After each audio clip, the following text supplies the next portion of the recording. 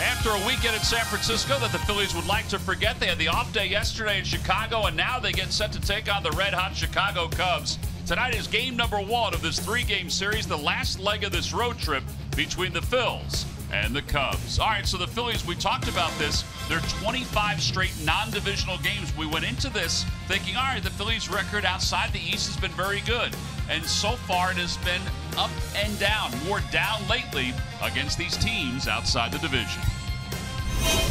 Hi, everybody. I'm Tom McCarthy, along with Ben Davis, as we get set to begin this series against the Cubs. We'll talk about the Jake Arrieta comments in San Francisco the other day because he met with the media earlier today. We'll also talk about Gabe Kapler's reaction and a little adjustment to his lineup. One thing, though, we do know, the Phillies have to score some runs because they're not doing it. Meanwhile, the Cubs, they are scoring some runs. Their 4-game sweep against the Mets, Ben, they hit .307, but look at the starters ERA and the bullpen ERA as well. Starting pitching always does it, but it helps to have an offense that put up these kind of numbers. Now, Joe Barron said that 4-game series in New York has been the best baseball they have played all season, and you'll see him tonight in the top of the lineup for the Chicago Cubs, Ben Zobrist. He really is the catalyst right now for this offense. He's been doing it from both sides of the plate, and he's been doing it, Tom, with extra base hits. So he has 9 games this year where he has multi-runs in those games, which says an awful lot for somebody who is at the top of the order. But this is the hottest stretch that he's had this entire year. I mean, look at these numbers. I mean, these are excellent numbers, not only power-wise, but also just getting on base. Yeah, and he's really turned it around from last season. Last season was a struggle for Ben Zobrist. A lot of people saying, well, he's getting a little older, the bat speed's not there. Well, he's disproving that this season. All right, and just so everybody knows, he's toughing it out right now. It's a little cool here in Chicago as we get set for the first game of this 3-game series. It will be Zach Eflin looking to get back on track tonight. He'll be opposed by Kyle Hendricks. When we return, we'll get to lineups and first pitch from Chicago. Phillies baseball is brought to you by Xfinity, America's best internet provider, according to speedtest.net. By Toyota. The Toyota Camry, Highlander, and RAV4 have something for everyone.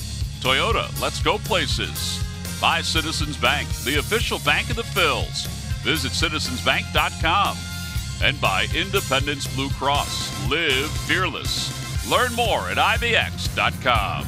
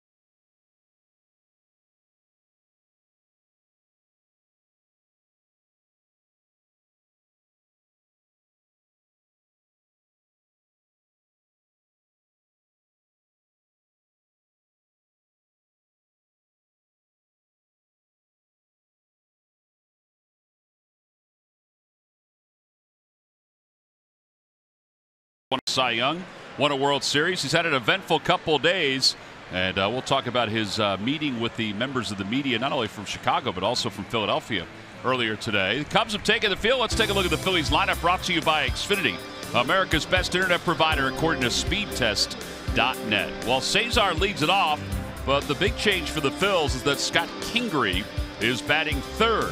And asked Gabe Kapler about it. He said, well, we're struggling right now offensively, so we're looking for different things. And we're looking for Scotty to break out, but we're looking for the offense to break out. They'll face Kyle Hendricks. Hendricks 4-4 with an ERA of 3.19.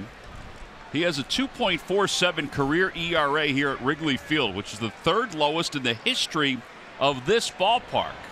And the first pitch is lined down the right field line. Foul. And it's no balls and one strike. And scouting report on Kyle Hendricks will sit at about 86, 87. Second best pitch is that good changeup, but he has pinpoint control, and he has been very, very good against the fighting Phils in his career. Ball is looped over to third base. Backing up on it is Bryant. Coming over is Baez, and Baez makes the grab. The wind will be a factor here tonight. And the wind took that ball from being in fair territory all the way into foul territory. I guess Bryant just doesn't want this one. Ends up being closer to Bryant. And Baez has a long way to go and snow cones it. So one away, and it brings Odubel Herrera to the plate. Odubel was 2 for 12 in the series against the Giants. A series in which the Phillies scored 1 run in 27 innings. We're 0 for 17 with runners in scoring position. The pitch outside, 1 ball, no strikes.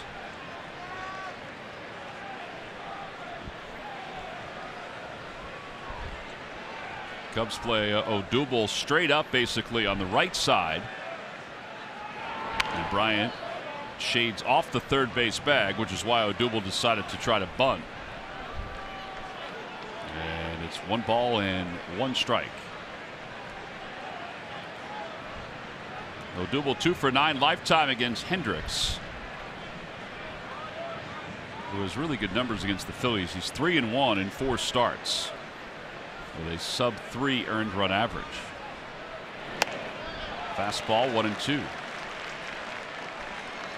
He saw 87. He's not going to live any much higher than that. No, that's it. He is the perfect guy to just be a pitcher, not a thrower. There's another looper over to third into foul territory. Bryant is there, and this time he'll make the catch. Yeah, there are 2 outs here in the first. Ball's not carrying the left tonight early on, Tom. I don't think so. It's carrying the third base dugout well. So 2 outs here. Scott Kingery.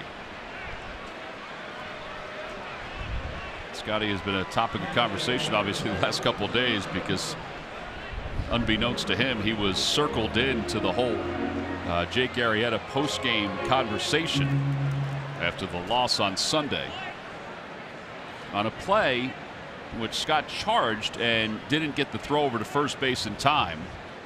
But when Arrieta went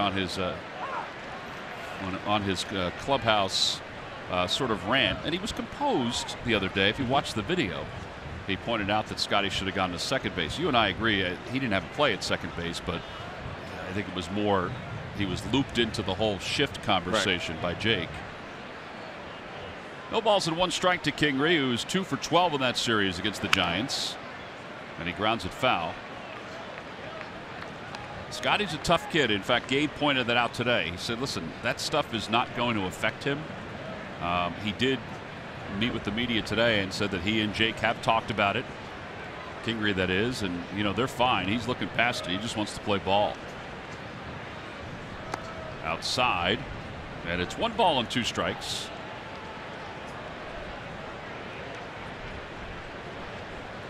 Scott has 5 hits on this road trip. He's 5 for 27.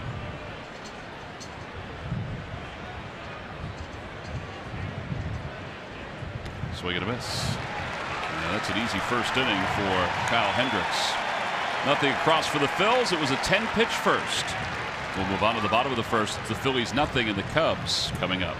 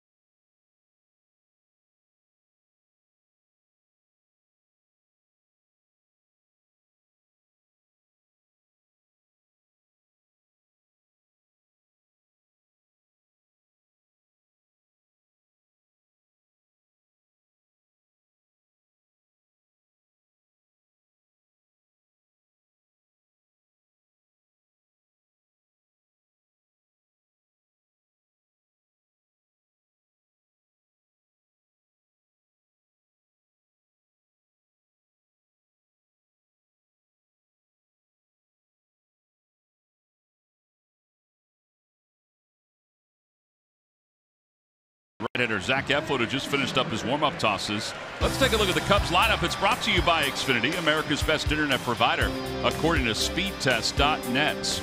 Well, there's Ben Zobrist leading things off. We talked about him in the open, but you can't forget about 3 and 4, Chris Bryant and Anthony Rizzo.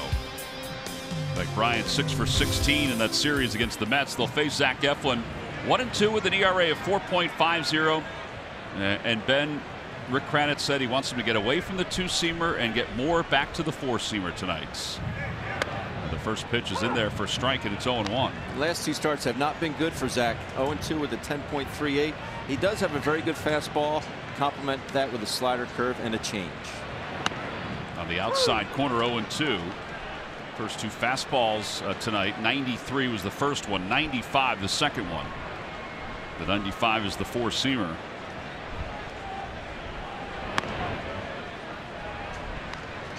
I asked Rick today, I said, are you concerned that Zach is regressing back to where he was last time he was in the big leagues, where he would give up a lot of runs in consecutive starts? That one's hit foul down the left field line, and he said, no way. He said, there's too many swings and swing and misses. And he said, and that's telling me that he has the stuff. He said, I just like him to utilize it a little differently. He said, way too many two-seamers last time. He fell in love with it. And he said the key for him is to get his four-seam over. Yeah. Because when it's good and when he locates it, it's hard to hit. And he can elevate that four-seamer. Well, and he did say that he did not do that well his last time out. 1 ball, 2 strikes to Zobrist.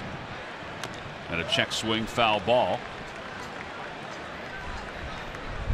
Joe Maddon, the manager of the Cubs.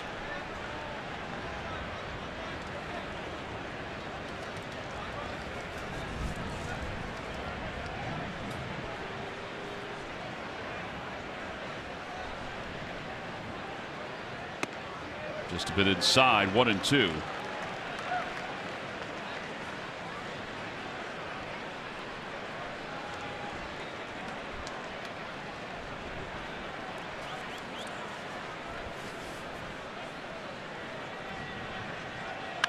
And to the right side, Cesar is up with it.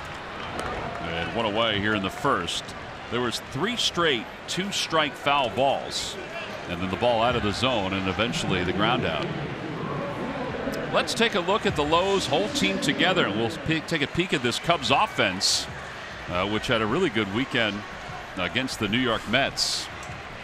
And they ranked first in batting average, first in on-base percentage, first in OPS and first in ERA, and you sit there and think to yourself, well, how are they in second place to the Brewers? And well, part of it was the Brewers got off to a great start, but sometimes their batting average with runners in scoring position has not been the best.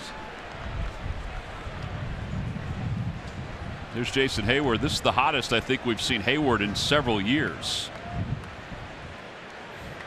He was 12 for 28 on the road trip, and he hits that one in the air to left field. Nick Williams is out there. It's not that deep and playable, and there are 2 outs. And here comes Chris Bryant. And it's a chilly night, wind blowing in.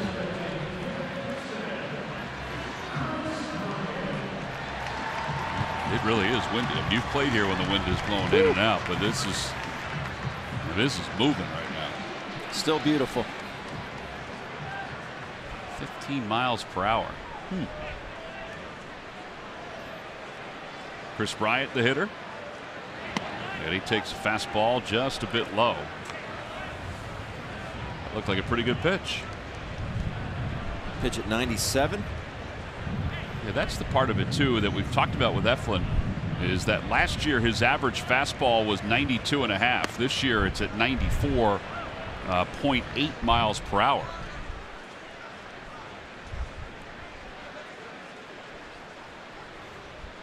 Two balls and no strikes to Chris Bryant. And he hits that one out to left center field. Odubel coming in. So is Nick Williams. That's going to drop for a hit. So a 2-out single. I don't know if Odubel didn't see that, Ben, because it was hanging up there and he wasn't. I mean, he was offering at it, but he wasn't sprinting after it. Yeah, the bottom line is that ball's in the air entirely too long. You see where Odubel is shaded. He's playing right center. He just assumed that Nick is going to come in here and make the catch. Yeah, see right there, he kind of, well, he wasn't anywhere near it at that point. I don't think either one really got a great read on it. No, but again, it's a ball in the air for that long. It needs to be caught. Now you got Rizzo up. Rizzo 5 for 16 in the series against the Mets. And it's 1 ball and no strikes.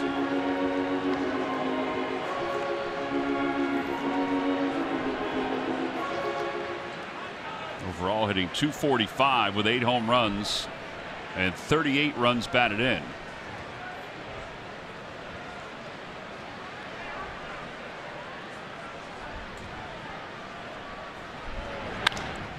Fly ball short left field. And Williams is there to make the catch, and the inning is over. No runs, 1 hit, and 1 man left. We're on to the second.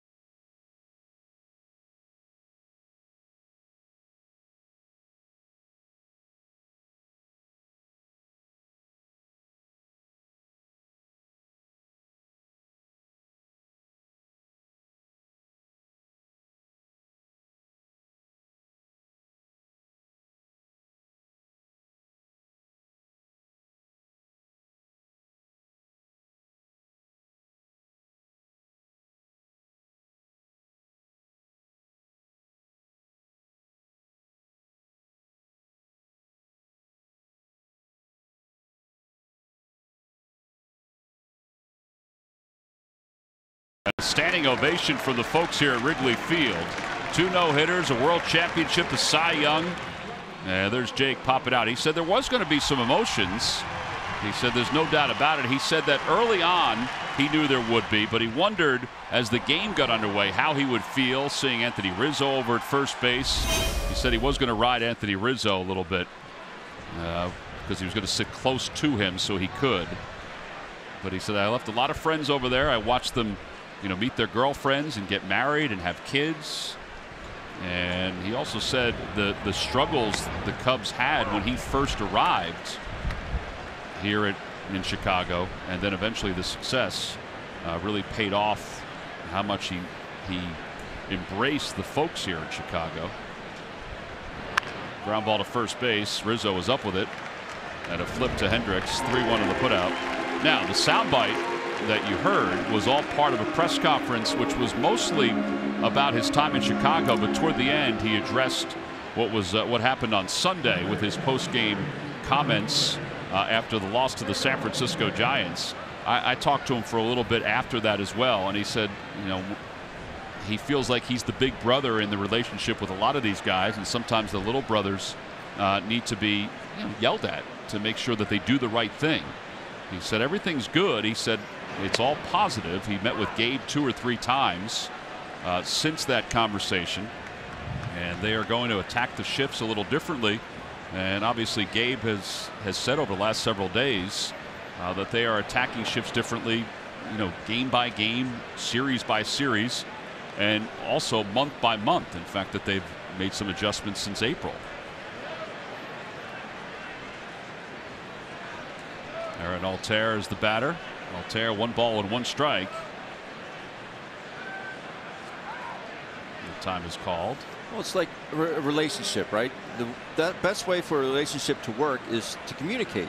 And as long as you can communicate with those relationships that you have, those being your coaching staff, the guys on your team, your teammates, the better off that relationship is going to be.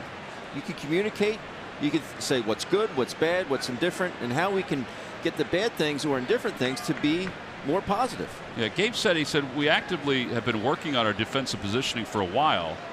He said, while I really like that Jake has spurred some additional attention, this is an area we've been very aware of for months. And you would imagine they would be.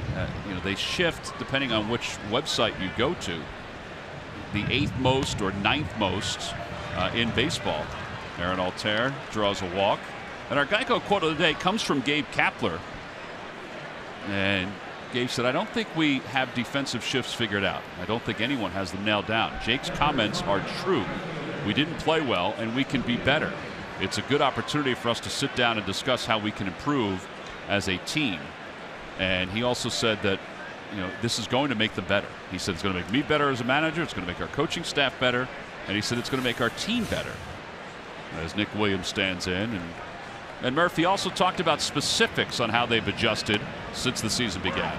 Yeah, it was very interesting to listen to Gabe Kapler talk about it, because I agree with both of you, in that he welcomes this open dialogue that he's getting. And, I'm sure after the conversations he had with Jake, he felt better about what Jake was thinking and about the shifts. And it is interesting because it is something that is a work in progress. In fact, Gabe gave a very specific example today of how they have been changing the shift. If you remember back early in the season, early in April, when Cesar Hernandez was in the shift, he was playing pretty deep in right field, maybe 15, 20 yards there, 20 feet off of the grass. And they have since changed that. They said that early in the season, they kind of positioned him there because he was able to cut off so many balls. However, they realized that very often he wasn't able to make a throw to get the runner out at first base. So they've adjusted that. They've moved him in. It gives up a little bit in terms of how many balls that he can get to in the shift, but he's able to make the play and make the throw to first. So that was one specific example of the shift that has changed. And, the continuing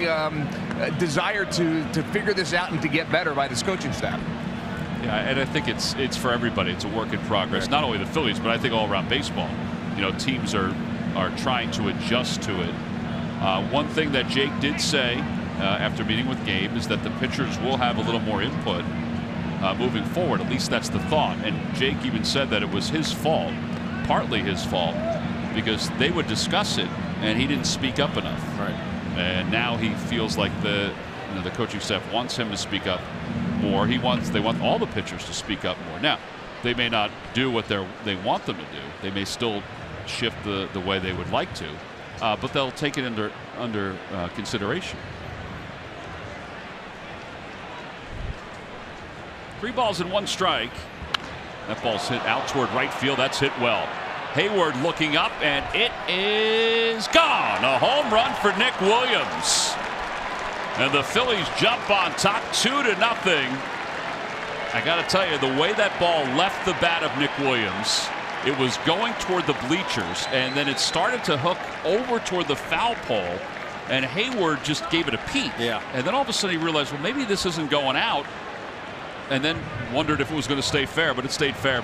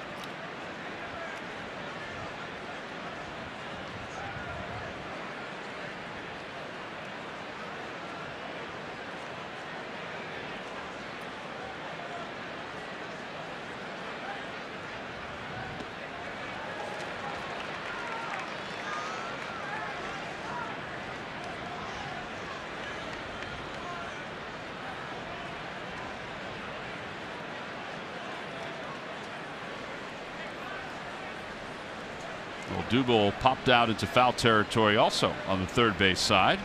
His first time to the plate.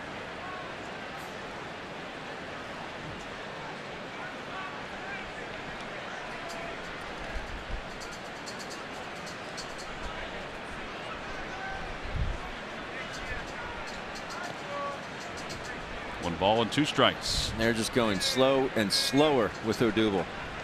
What makes Kyle Hendricks' changeup so good? Now, he is predominantly fastball changeup. Fastball 66.4%, the changeup at 27.9. He only throws that curveball almost 6% of the time. But his changeup is not just the same changeup every time. He can cut it and he can sink it. He can cut it away from righties, cut it in on lefties, or sink it down and away to lefties. Not many guys can make a changeup go both ways. Yeah, I think his ability to change speeds, change up, fastball, and change direction is what has made him a 42-game winner. 42 and 26. I mean, this is also a guy that does not have free agent status for several more years. Which means that his salary is either agreed upon between his representatives and the Cubs, or he goes to arbitration. I mean, what a bargain he's been. Yeah.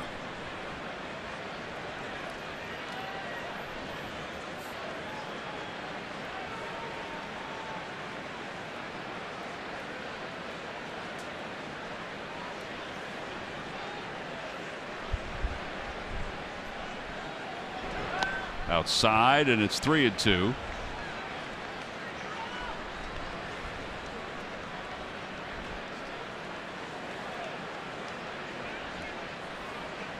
It's a nice night here in Chicago.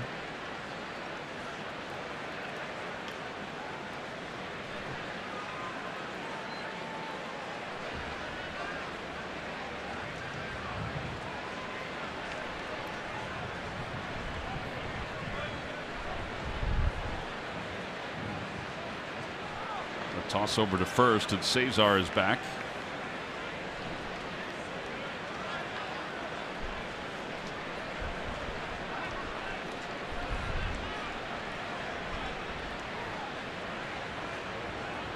Cesar has stolen 10 bases, been caught twice. Phils are tied with the Cubs, tied for 10th in stolen bases in the National League. It's not a bad count for Cesar to go with the count 3-2 and nobody out here in the top of the third.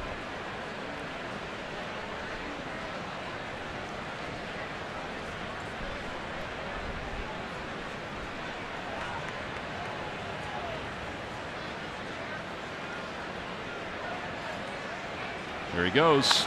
Pitch is popped up foul behind home plate and out of play.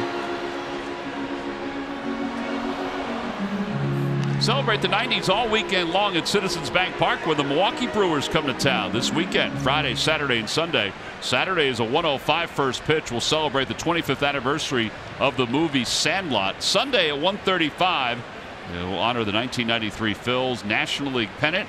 It's also Chevrolet Father's Appreciation Day. Again, tickets can be purchased anytime by going to Phillies.com. This will be pitch number 7 in this at bat for Odubel.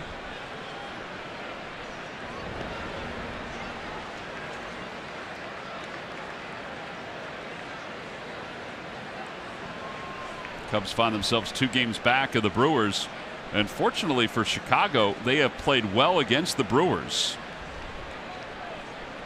They're 7-1 against them already, and they've outscored them 29-9. Otherwise, the standings would not look that good for Chicago. Cesar goes late, pitches inside, ball 4. Now the Phillies have runners on first and second with nobody out. How about that throw by Contreras? That was a good throw. Whew. Second walk issued by Hendricks.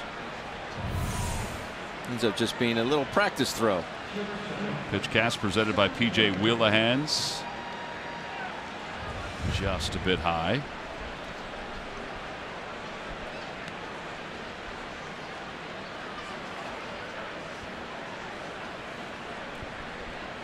Kingery struck out his first time up. I don't know if you'd ever ask your number 3 hitter to bunt this early in a game, but this might be a spot where he thinks about bunting. I think it's an ideal situation to bunt. Even if you go ahead and lay one down for a knock, much like we just saw Schwarber do, which what he just tried to do.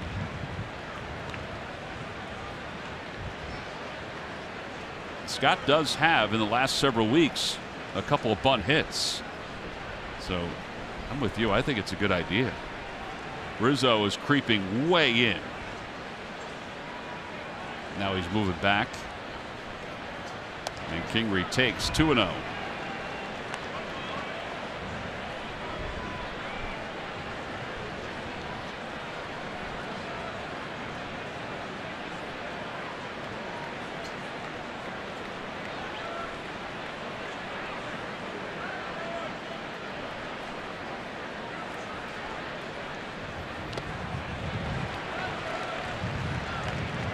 There's that changeup that he can cut.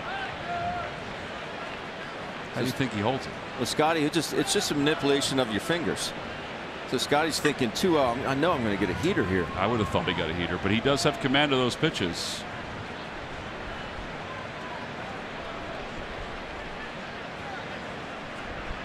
He does bunt toward third. That's a beauty of a bunt. Hendricks has it. That's going to be a base hit. Well done. And the Phillies have the bases loaded with nobody out. That is a smart decision. Yeah.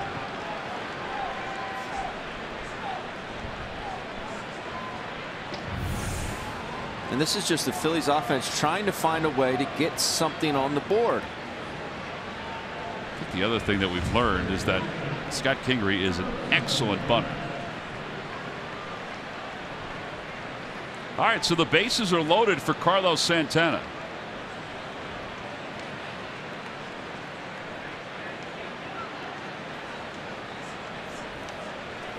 It has been scored, a base hit for Kingery. Santana grounded out his first time up. And he takes inside 1-0. Well, it's not often that the Phillies meet Kyle Hendricks when he doesn't have his pinpoint command, but they're meeting him tonight. Well, they're not swinging at his pitch. That's exactly it. That was kind of an odd pitch. And here comes Joe Madden. I wonder if he's hurt. I mean, Joe Madden popped out almost immediately. I wonder if he also thought there was time called.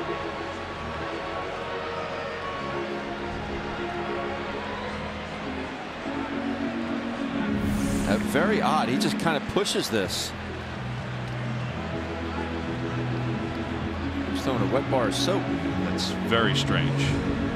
The athletic trainer comes out as well. I guess they feel like he just slipped.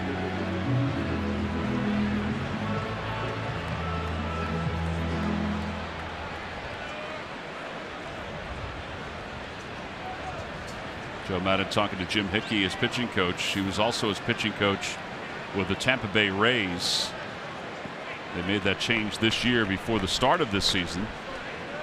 And they also changed their hitting coach. The Phillies got John Maley, who was the Cubs hitting coach, and the Cubs picked up Chili Davis. And Santana went around on that off-speed pitch. 2-1.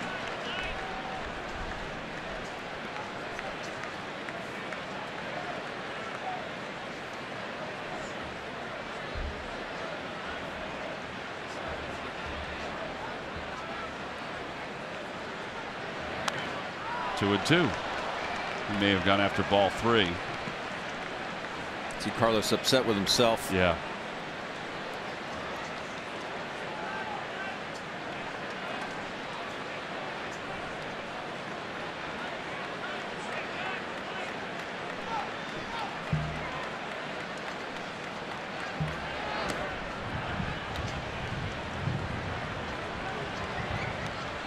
Changeup looks like it's just never going to get there. And it's always in the strike zone. Yeah. It's only at the end that it may get out of the strike zone. He's banking on you reading arm speed. 3 balls, 2 strikes. And ball 4, that'll force in a run. That's the third walk issued by Hendricks, second one of the inning, and the Phillies take a 3-0 lead. That is some patience and trust in your peepers. Sure is. Trust your eyes.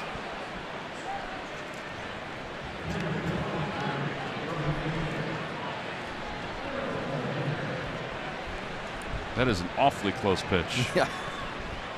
Yeah, you're really putting that in the hands of the umpire.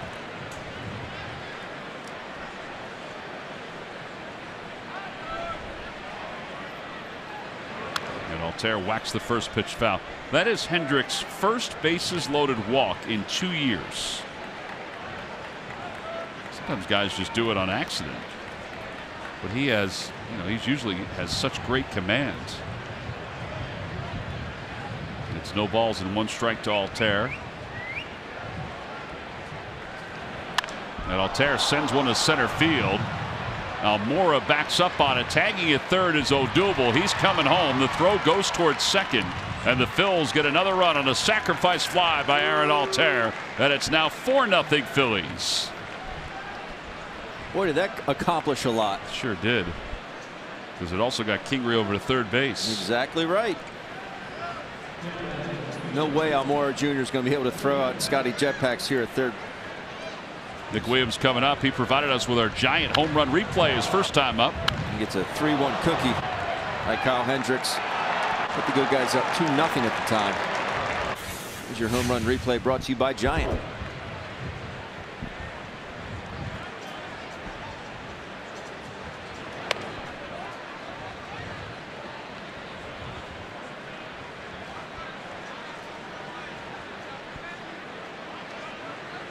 .22 pitches this inning. Nick Williams is 7 for 27 on this road trip. Little dribbler back toward the mound. It hits the mound. They get the runner at second base. That's all they'll get. And a run scores. It's 5-0 Phillies. Well done, Aaron Altair. Aaron Altair moving everybody up. He gets Odubel and he gets Scotty to third base. Nick Williams does his job. It's his third RBI of the evening. Just gets it past Kyle Hendricks. Puts it in play.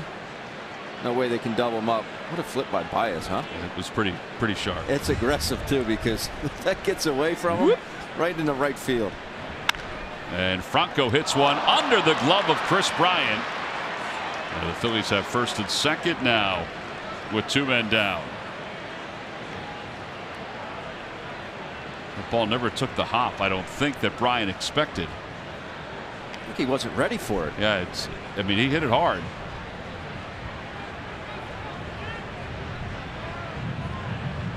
And here's Alfaro. Feels good to color in all these squares here, T-Mac. Yeah, I mean, think about it. The Phillies had 1 run in 27 innings. Yeah, he just expected that ball to come up a little bit more. Ball stayed down. And now 5 runs in 3 innings for the Phils. And maybe not done, because here's Jorge Alfaro. He singled his first time up, and it's 1-0.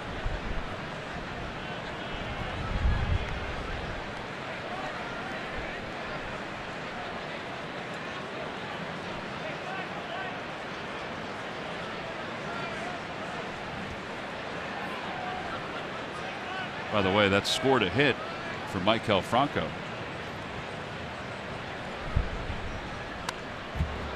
One ball and 1 strike to Alfaro.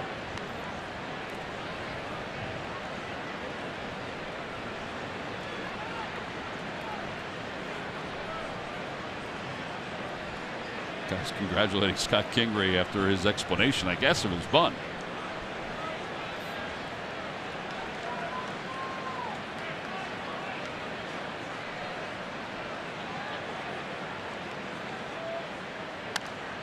Off his knuckles, and it's 1-2.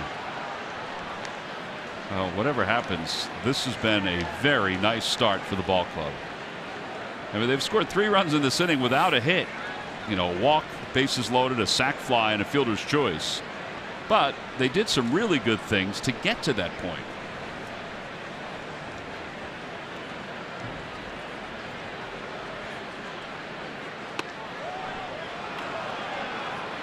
Contreras trying to buy a strike there.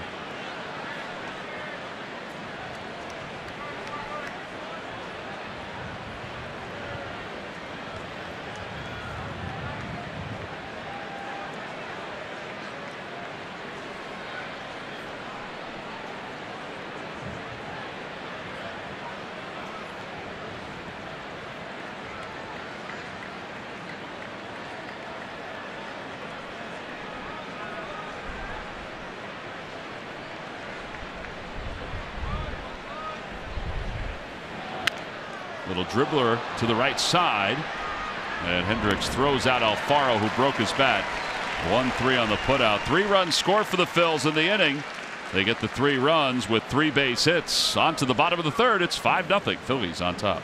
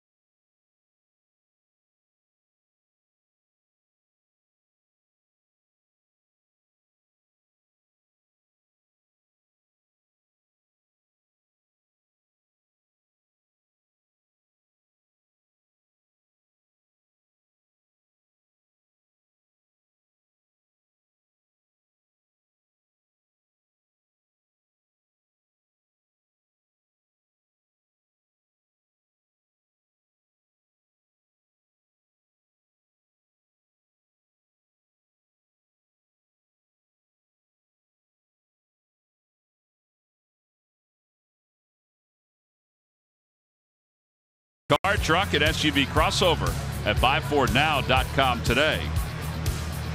Got some dignitaries in the crowd tonight, Ben. Yeah, the Phillies on top 5-0. They include Scott Nickel from the Phillies front office. There he is. There's Scotty. Another boy, Scotty. Wipe the remnants of that dog off your face. A great man right there. He is a good dude. Part of the Phil's sales staff.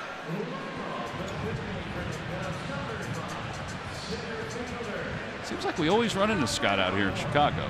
Just take care of the clients.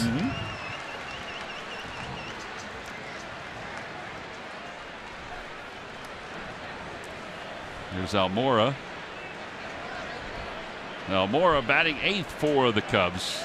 Boy, this guy has turned into one heck of a defender, hasn't he, in center field? First pitch is in there. It's 0-1. I mean, I know Ian Happ is a prize prospect, and he's done some really good things. I would think it's hard to keep this guy's glove, well, let alone his bat this year, but his glove out of the outfield. He can go get him. 1 ball and 1 strike to Almora. Popped him up. Oof. That is way up into the wind. Carlos is under it, and he puts it away. On his latest Krukcast, John talks about his favorite and least favorite places to play and shares some stories involving Larry Boa, Johnny Padres, and more. Listen on NBCSportsPhiladelphia.com or wherever you get your podcasts. You can listen to the Krukcast. You can listen to At the Yard with Jim Salisbury, sitting down with Ben Davis. Did you guys talk about the draft? We did. Was that the bulk of it? Pretty much, yeah. What my experience was like. Cutting the grass. Mowing the lawn. Hendricks lifts this one behind first. Cesar is out. Altair is in, and a collision between the 3. And it's Santana that makes the catch, and it's Altair who takes a seat. You'll see 2 guys bump into each other. Very rarely will you see all 3. Very rarely. Goes to show you what this wind is doing tonight. How did the tallest guy not make the catch? I don't know. You never see 3 guys do that. Ready? I got it. I got it. No, you got it. I got it. Yeah. 3 gloves connecting.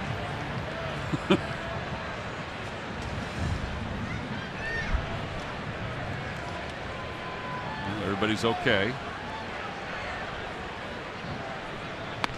Then Zobrist takes outside. It's 1-0.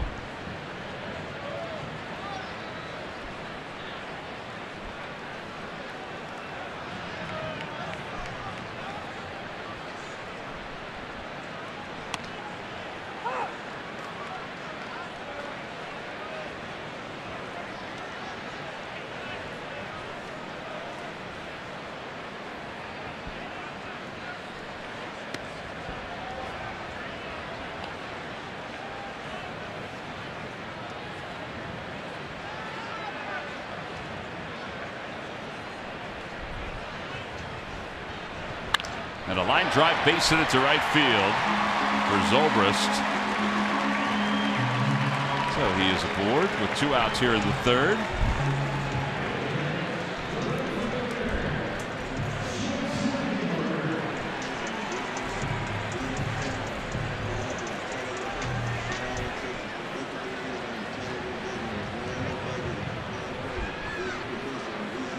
And Jason Hayward, who flied out to left field his first time up, will be the hitter.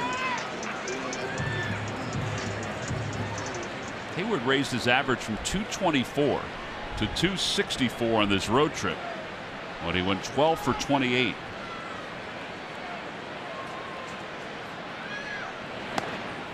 And it's no balls and 1 strike. He may not be the hitter that the Cubs thought he would be, or anybody thought he would be, but he certainly has handled himself out in the outfield. That's the truth. Still not worth all the money that they paid him just because of his defense.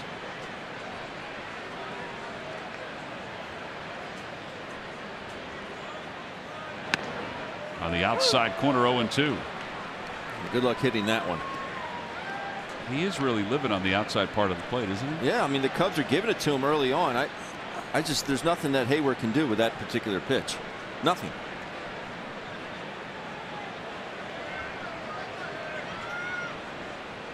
Especially how far he stands off the plate. Tried to do it again, but a little too far.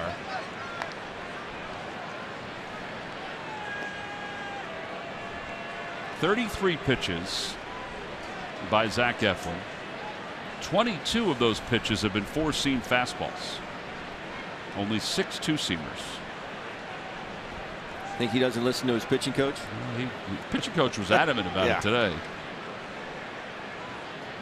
Outside again, and it's 2-2. I did like the fact, though, because when you have a young pitcher like this, and we love Zach, he's a great kid. He's got an amazing amount of talent. But when you start to scuffle, you wonder, oh, is he reverting back? And I no sooner had the words out of my mouth when Cranny just went, no, I do not think that at all.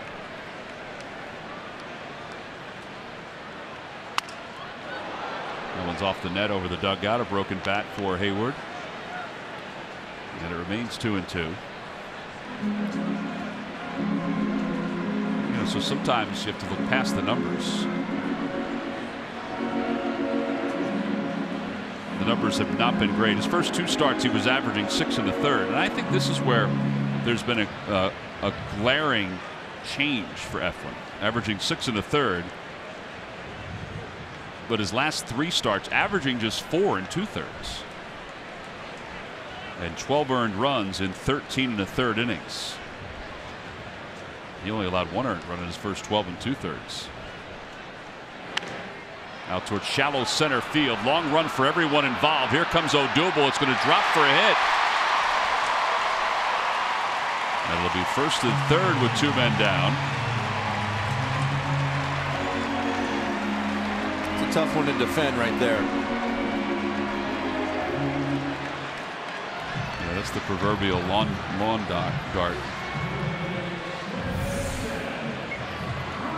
See where Odubel is playing dead center field. He breaks back initially, Say Sky's expecting Odubel to take it. I think Odubel could have gotten there. I do. But that's a couple tonight that you just can't give this offense. We talked about in the open, Tom, how hot this offense has been. You can't keep giving them extra outs. Yeah, averaging 5.5 runs per game over the last 8 games. And now Chris Bryant, who singled his first time up, and he takes a fastball for strike 1.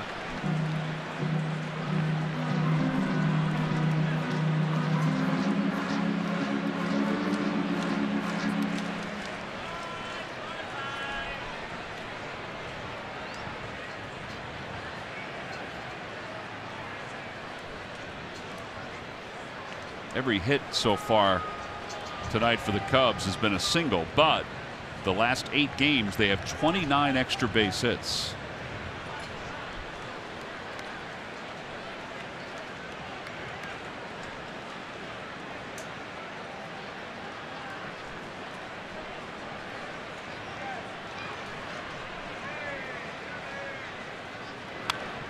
And he's ahead 0-2.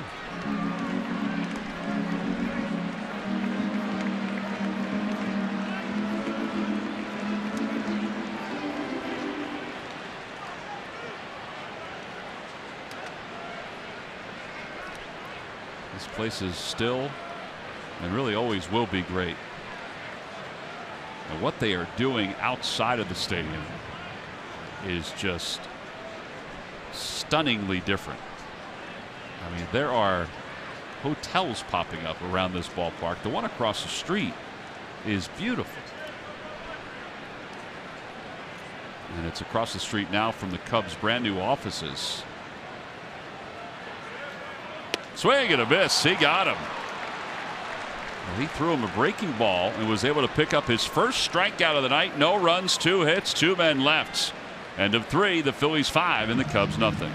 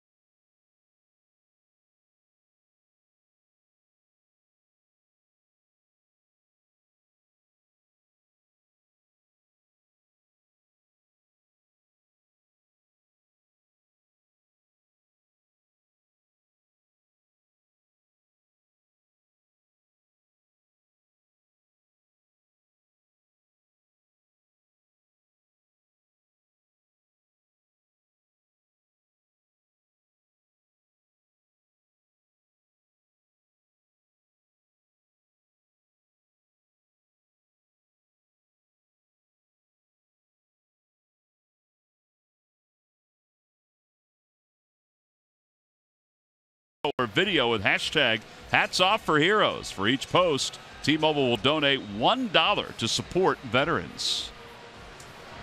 Top of the 4th inning, Phillies are on top 5-0.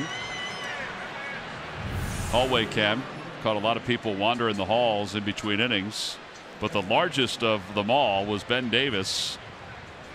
Why do you have a towel? Keep my legs warm.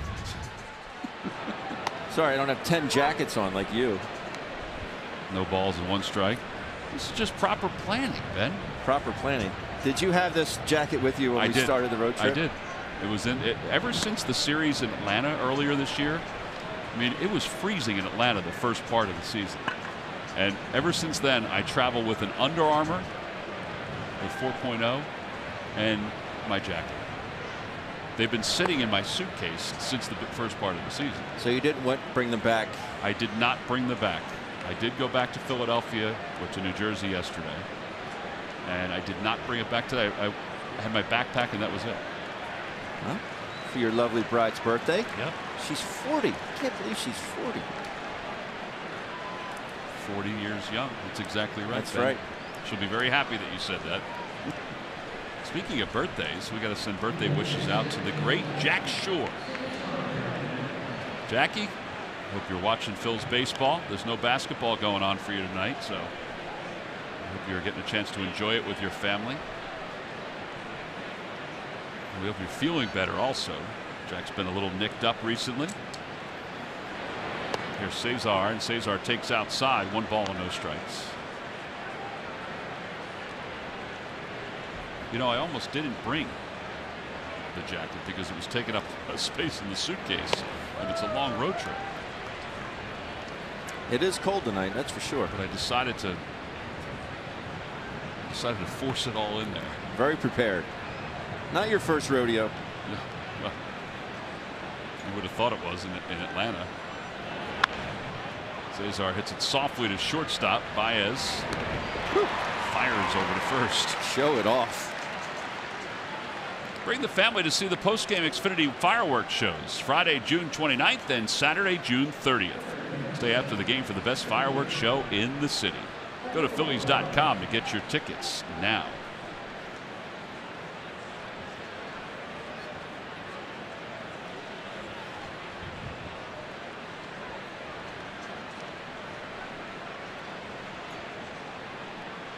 Odubel has walked and scored. He's also popped out to third. And it's 1 ball and no strikes.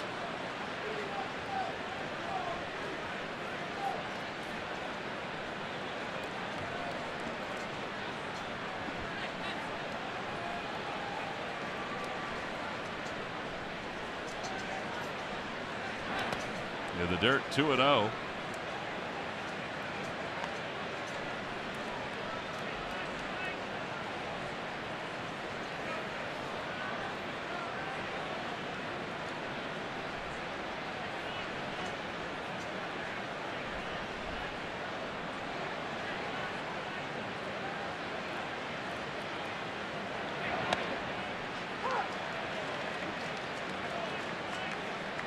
Hoskins, Jake Arrieta, and Nick Williams.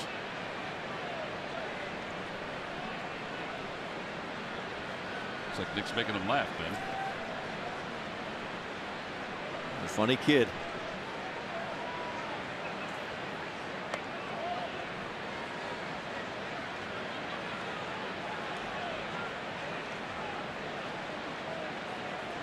Kingery waits on deck.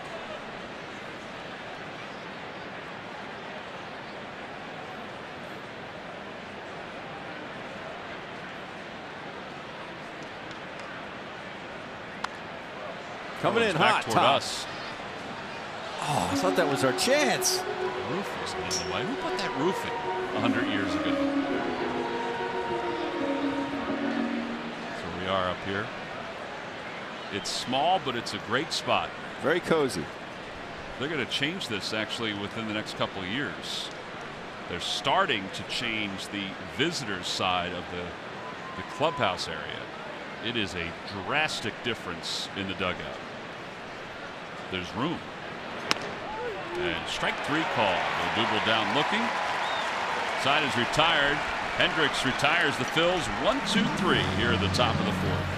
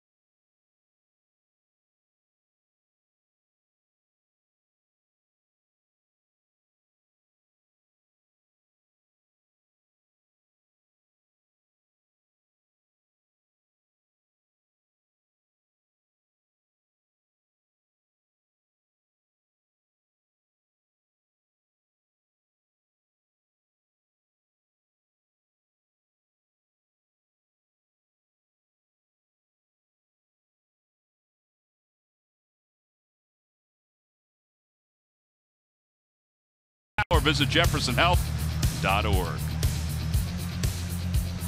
Well, Ben Davis and Greg Murphy, I'm Tom McCarthy here in Chicago.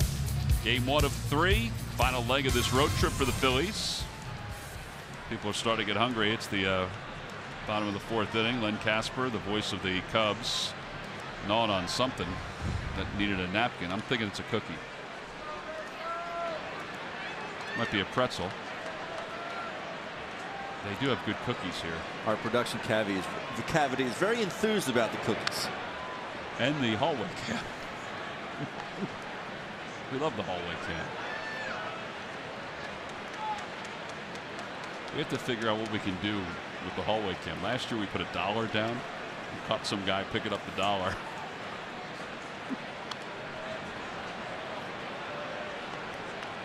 No balls and 2 strikes.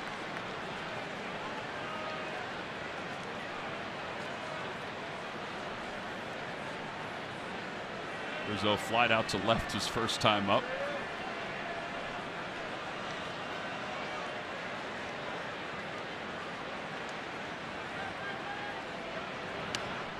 And it's 1-2.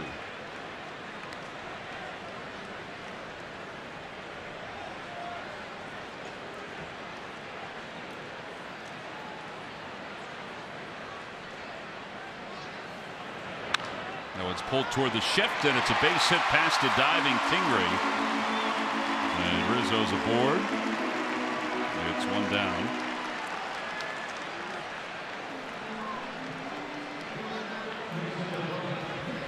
Well, sometimes the hitter just his ability and a little bit of luck is able to pop a ball through the shift.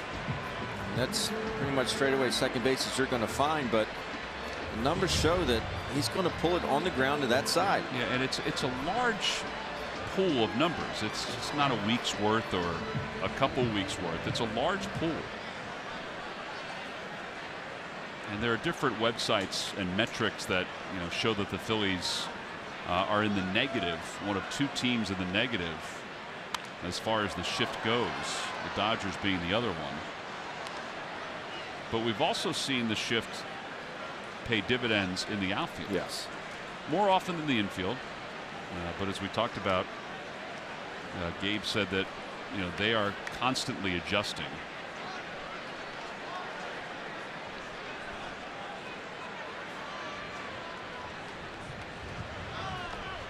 The dirt blocked by Alfaro. And I know that the hitters are constantly trying to adjust. I can guarantee, we talked about this before the game, but I can guarantee you from the left side, the outside made on the ground were predominantly to the right side. Either out in front, trying to pull a pitch, whatever. Right. So, but if I'm going up against someone like Jake Arrieta, who has that good, powerful sinker. Or Aaron Nola. Or Aaron Nola. I know that if I try and pull them, even if the shift is on, if I try and pull them, I'm going to be out. So the only way for me to take care of that sinker is to make sure it's out over the plate, and I'm going to make a concerted effort to hit the ball the other way, hit it where it's pitched. But are you able to do that on a consistent basis, or will your natural swing be to take you on the pull side? I tried to do it as much as I could. Now, if I tried to get too big, or if I think I'm going to get a pitch that I think I can juice, most of the time I'm going to juice it to the right side, meaning hit it out of the ballpark. Maybe I go get myself out. Maybe I go out and try and get it, and I smother it to the right side. I guess that's what I'm saying. As opposed to letting the pitch get deeper and taking it the opposite way. I think sometimes with shifts, and I don't know this definitively, they don't always give you, the hitter, the benefit of the doubt that that's how you'll do it. Right. But they have the numbers that support that. Right. The odds are Anthony Rizzo is going to hit it on the ground to that right side. And we're going to take those odds into consideration and play accordingly.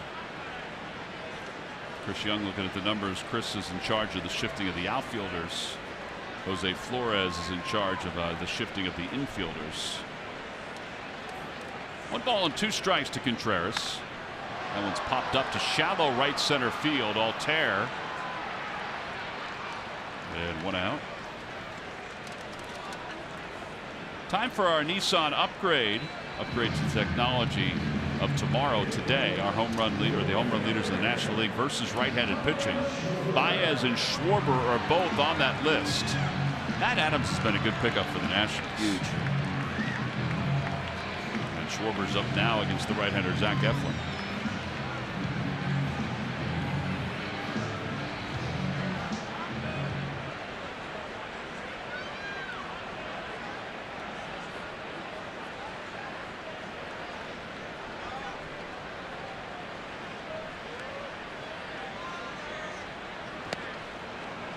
He did not time that with his leg kick. He was expecting a fastball, and he may have gotten one, but it was more of a two-seamer than it was a four-seamer.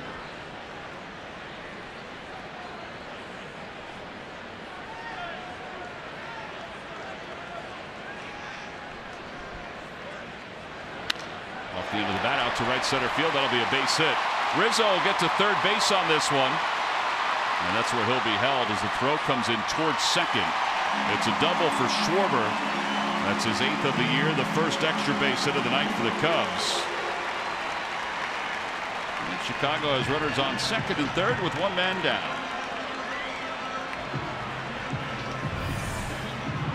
Good piece of hitting here. See, that's a perfect example, in my opinion, Tom. They have 3 position players on the right side of the diamond on the infield. If Schwarber tries to pull that ball for a home run to right field, he's going to smother it. He's going to hit it to the right side. That's a double play, inning over. But he stays on it enough, thinks through the middle, has that approach, and he hits a double to right center. Yeah, his timing was much better. Exactly. Baez flied out to center field his first time up.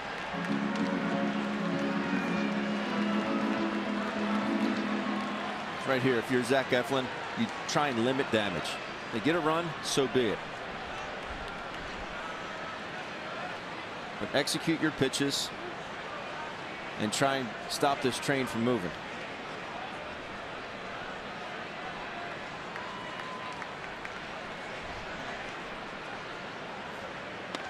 Inside, 1-0.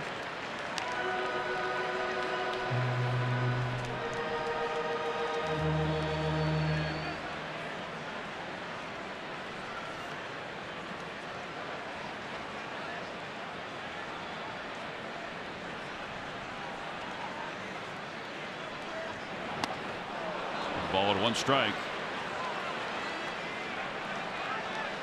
What a hellacious hack. Yeah.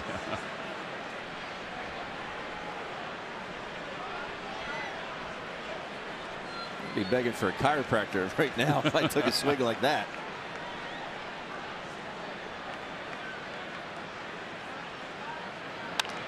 Fouled away. That is Corey Mazzoni, who's warming up in the bullpen. So then you're thinking about pinch hitting for Hendricks. Bullpens, in fact, I saw that there was somebody warming up. Ethan, our statistician, gave me the card, and I immediately looked down the left field line where the old bullpen was, where in reality that is where the bullpens are, and they've been for the last couple of years. Swing and a miss. That is a big strikeout. 2 outs here in the 4th inning. And that's the four-seamer that Rick Kranitz wants Zach Eflin to utilize. The four-seamer, it'll stay on plane, it'll ride it up there 95. Stays on plane, it will not sink back down into the strike zone. It's a hard riding fastball and perfectly executed to a very free swinger like Javi Baez.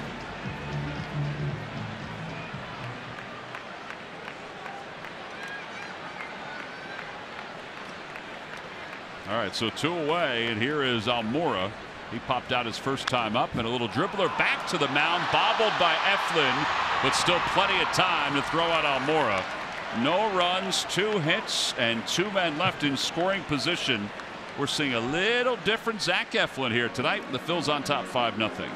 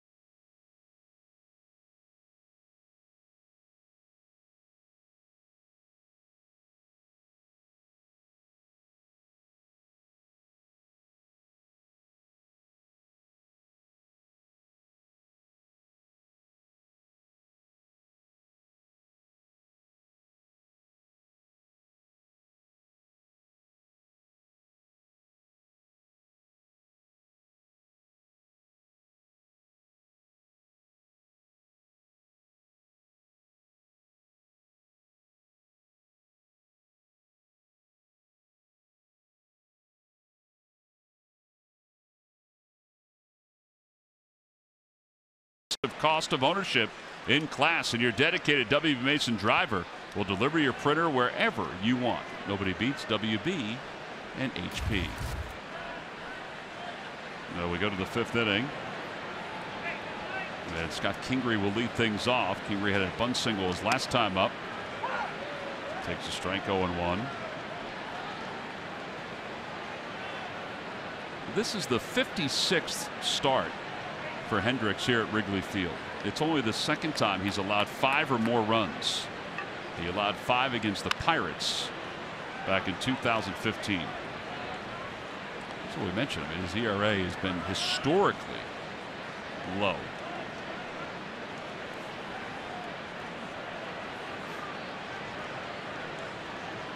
He's the kind of guy that could probably pitch for a long time, too. Yes.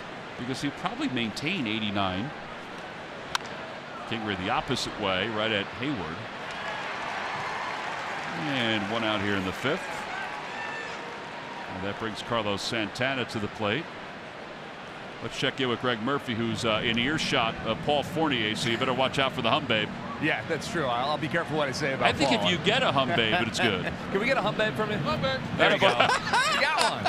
Right on cue. He always delivers, that guy. He always delivers. Hey, let's talk a little bit about Jake Arrieta. You know, a lot of the 20 minutes he spoke with the media today before the game, and most of that conversation was about returning to Chicago and the emotions that go along with it in a place that he had so much success. And he talked a little bit about those guys in the other clubhouse. He called a lot of those guys brothers for life. You know, when you win together, you certainly have that kind of bond.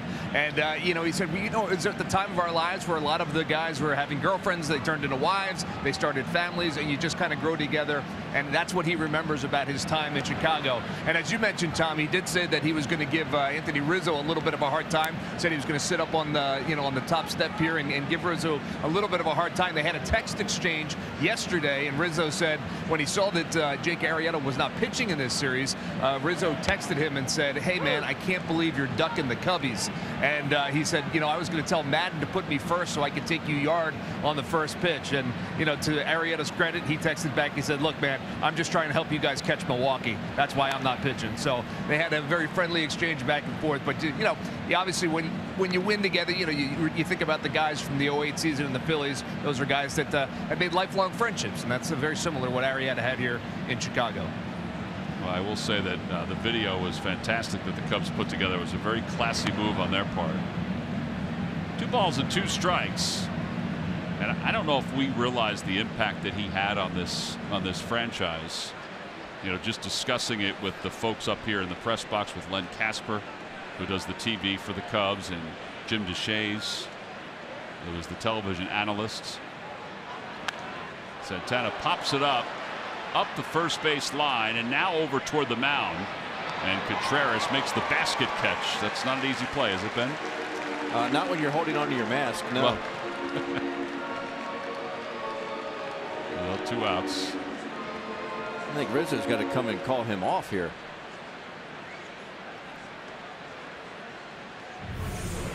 Very nonchalant. I don't know why he doesn't discard the mask. And he catches the basket catch. Rizzo now just getting there. Well, 2 outs. Here's Aaron Altair. 6 in a row, retired by Hendricks. And a pitch low, 1 ball and no strikes.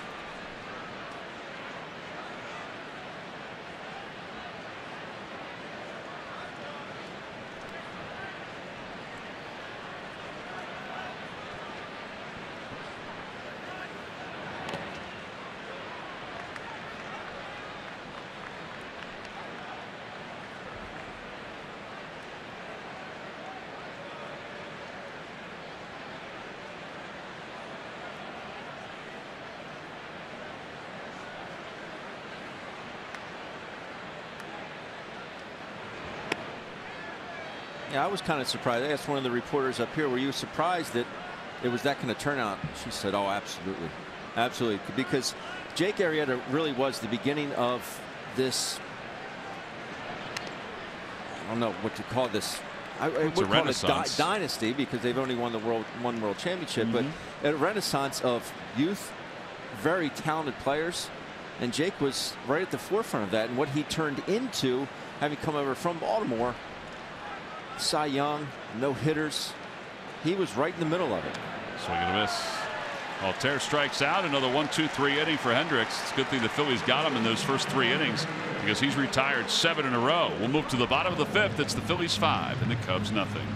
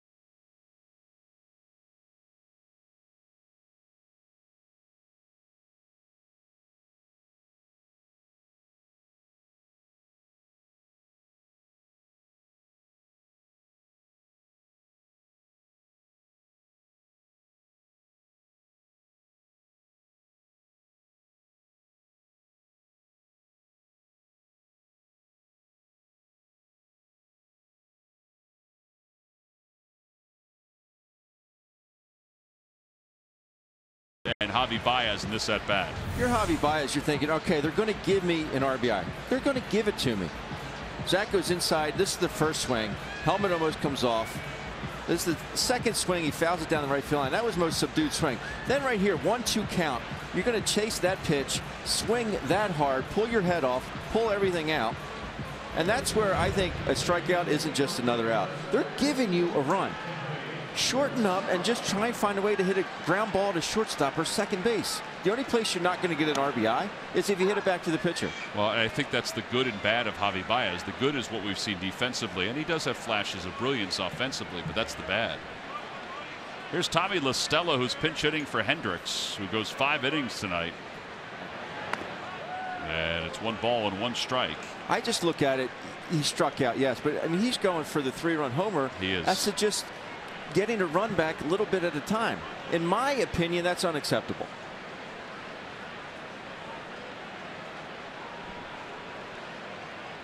And to swing that hard against Zach Eflin, who's 95 to 97, he's going to provide the power. Stella hits it out towards shortstop on 1 hop. See there, he was perfectly situated with that shift. And Listella, who's a good pinch hitter, he has 12 pinch hits this year, which leads all of Major League Baseball. It is the first out here in the bottom of the 5th inning.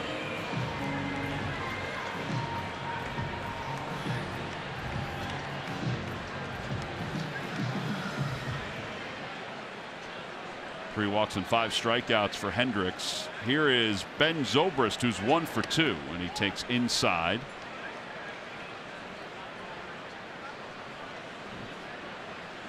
A lot of blankets here tonight. A lot of blankets, a lot of towels, whatever works. Were you going to go out and buy a jacket today? No, I have enough jackets at home. That one's hit out toward right center field, playable for Altair. And he's under it. 2 outs. Time now for our Citizens Bank minor league report. Citizens Bank, the official bank of the Phillies. And the pitcher of the week is Will Stewart from the Lakewood Blue Claws, the heralded Blue Claws staff. 10 strikeouts in his 1 appearance in 9 innings. Mickey Moniak, good for Mickey Moniak. I mean, he is really coming on over the last 10 days. Hit .414 this past week.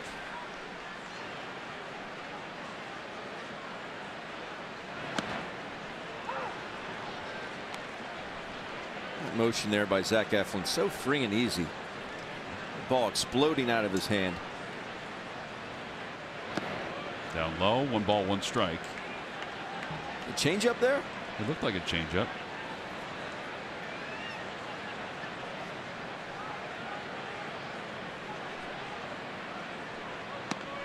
Another one. Yep.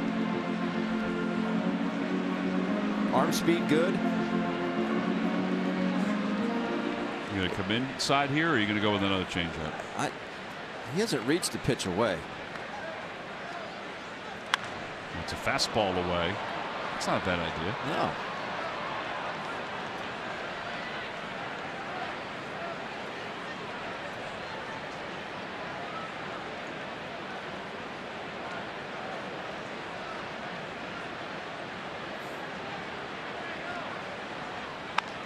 Out towards shortstop again on 1 hop. Kingree's got it and flips over to first in time.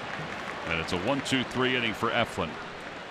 Eflin has allowed 4 hits through the first 5 innings. We'll go to the 6th. Phil's up 5-0.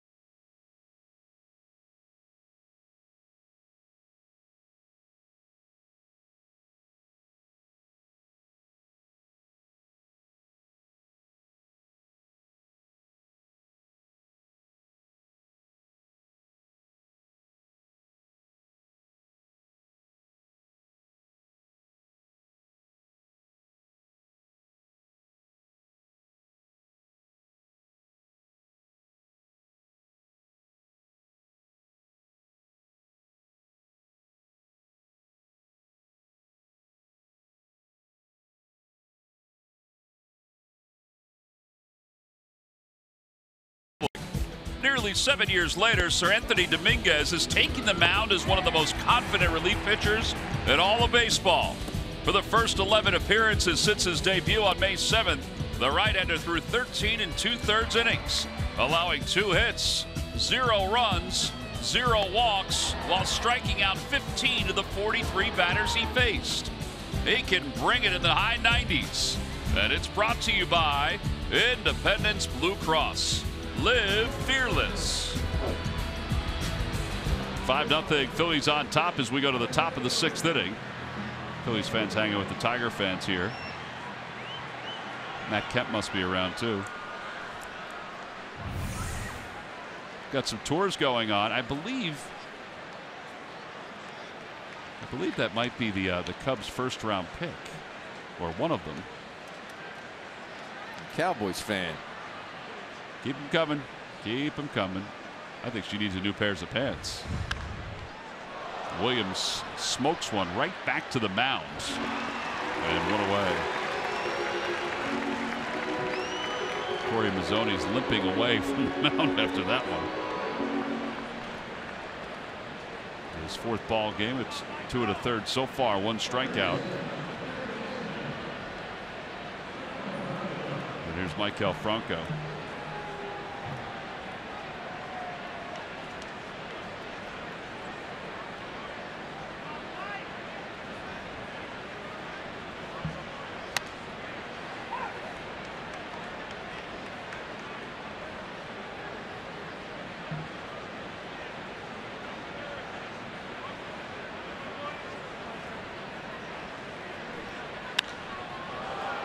High fly ball down the left field line, foul, and it's 0-2.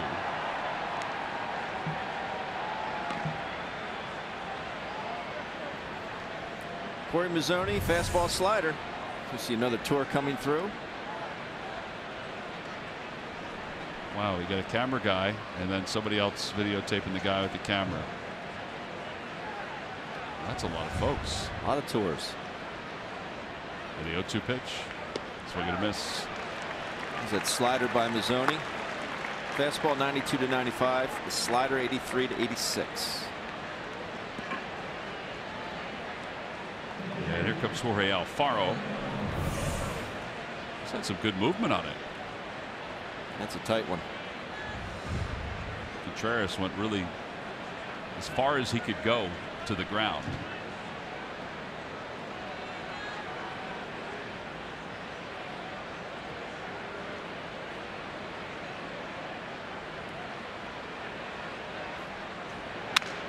Pulled toward the hole, backhanded by Baez. That's a 5-pitch inning. He really nearly cost himself because I don't think he realized Alfaro was moving as quickly as he was. So the Phils go down 1-2-3, third consecutive inning. Zach Eflin will take a stroll back to the dugout before heading back to the mound when we return.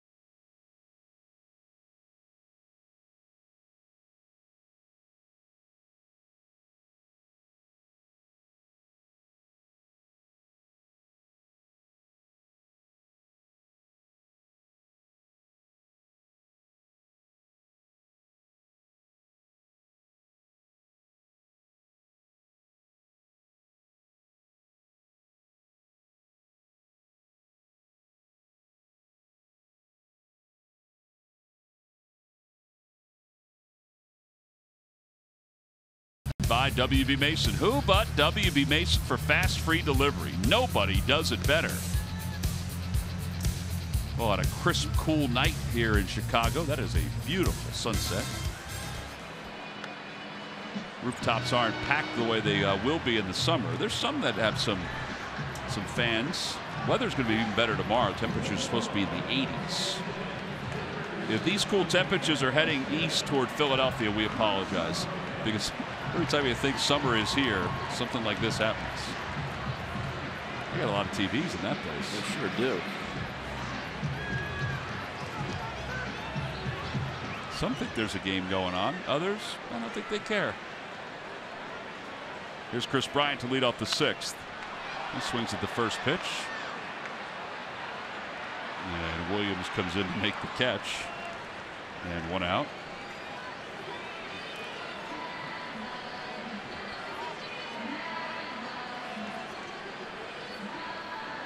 And here's Rizzo.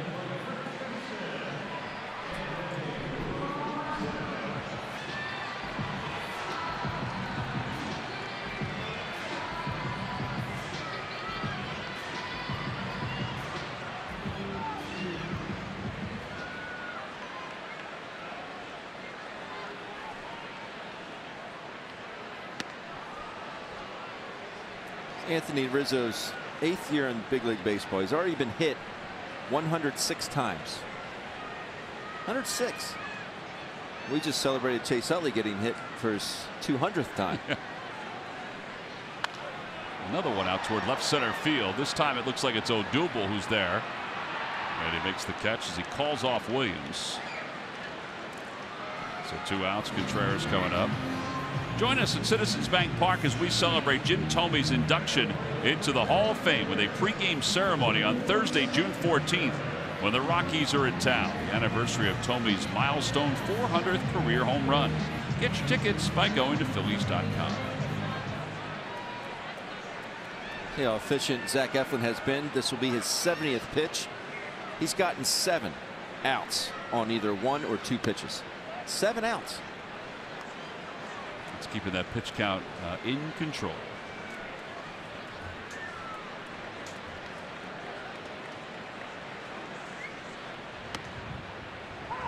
One ball and 1 strike.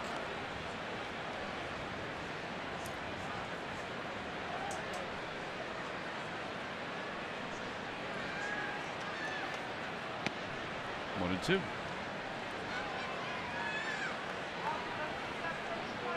Phillies began play tonight 2.5 games behind the Braves in the division. The Nationals have already defeated the Tampa Bay Rays, so they're at this moment a half game back. Atlanta is in San Diego a little later on.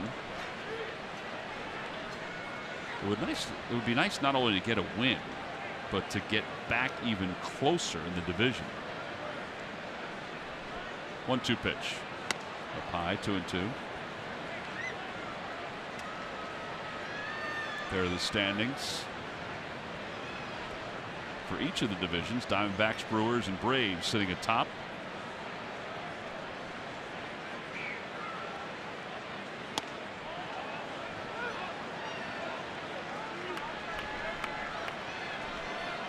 Still flying that maroon for the Fighting Phils, huh?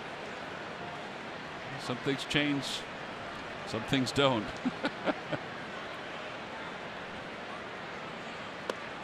Yeah, there's ball 4. He lost him.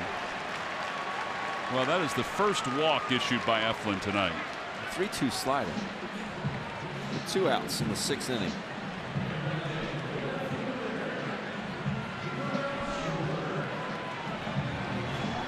There's your line score. Cubs actually have 1 more hit than the Phillies. And it's been very easy for us to second guess up here in the booth, but he's been so good with the fastball tonight. And to throw the slider there, I don't get it.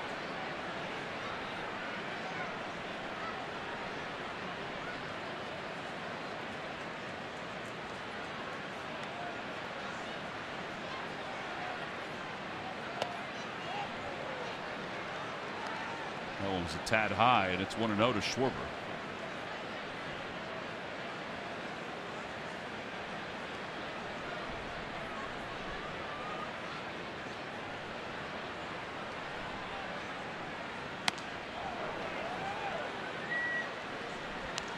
Not only was that Zach Eflin's first walk, but it was his first 3-ball count of the night.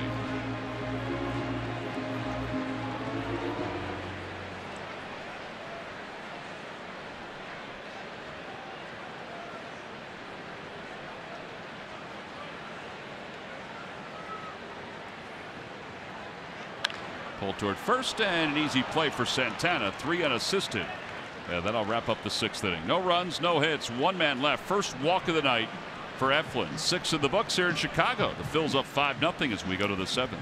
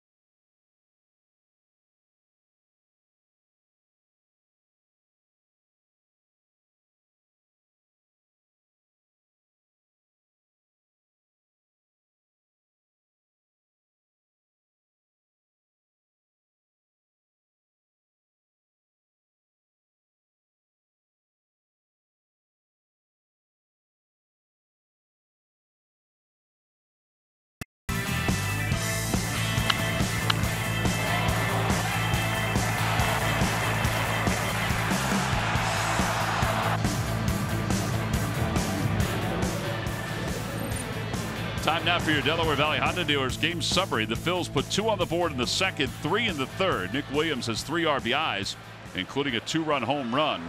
Zach Eflin's been outstanding. 6 innings, he's scattered 6 hits. And now as we go to the 7th, Eflin will lead things off.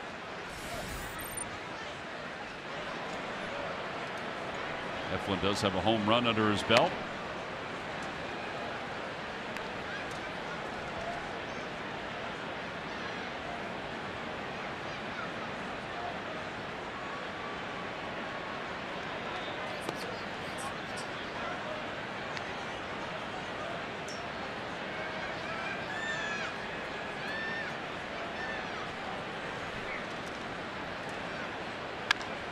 Bouncer over to third. Bryant behind the bag.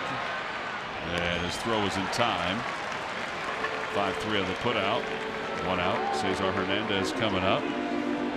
Well, 10 rounds are in the book in the Major League Baseball draft. And we'll talk about the draft picks over the next couple of days. But Murph, what did the Phillies do in the first 5 picks? Well, you know, it all started yesterday. As you mentioned, Tom, they are through 10 rounds, and a lot of good players already obviously taken off the board. The Phillies had the 3rd pick in the draft, and the top 5 looked like this. The Detroit Tigers had the 1st pick, and they went with a pitcher, a right-hander out of Auburn, Casey Mize. And then Joey Bart went number 2. He's a catcher. He went to the Giants. And then the Phillies selected Alec Bohm from Wichita State. He is a 3rd baseman, and that's who the Phils got at number 3. Nick Madrigal and Jonathan India were the next 2 picks. So that's your top 5 in the Major League Baseball draft. 6'5", 225 pounds, right-handed bat. That is Alec Bohm, and they say, you know, you look at the scouting report on this kid, and they say he can flat out hit. He had a terrific junior season at Wichita State. A really big kid, hits for power, doesn't strike out much, is able to control the strike zone. So it certainly is a bat, a college bat, and that's what the Phils were targeting, and that's who they got with the number 3 pick. Got to give the kid credit too. He was not drafted out of high school. And Wichita State was the only school that gave him a scholarship. But the coaching staff at Wichita State, the strength coach, strength and conditioning coaches, the trainers, but also the head coach, really changed his entire body. I mean, that's a big kid. And I think the thing that everybody's excited about are those power numbers. Where he plays, well, right now he's a 3rd baseman. He could wind up somewhere else. But he has got some pop. He showed up on campus at 240. He's now 220. That's what we're talking about. He changed his whole body.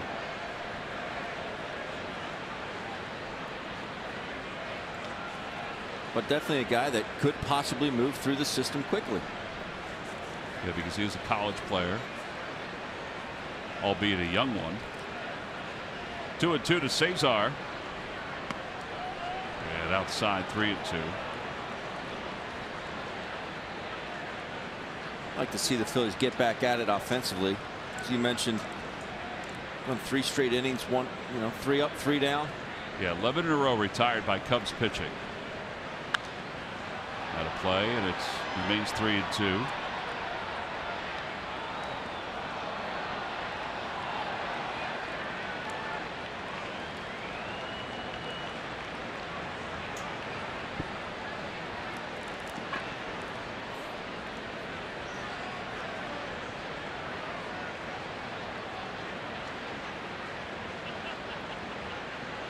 Ball 4. Cesar walks aboard for the 2nd time tonight. So far from a Phillies standpoint, here are the picks. Colton Eastman, right-handed pitcher out of Cal State Fullerton. They got a couple of shortstops in the draft. It is interesting looking at all around Major League Baseball, the draft picks, as Odubel sends that one to right field for a hit. Just how many pitchers have been taken in the first 10 rounds?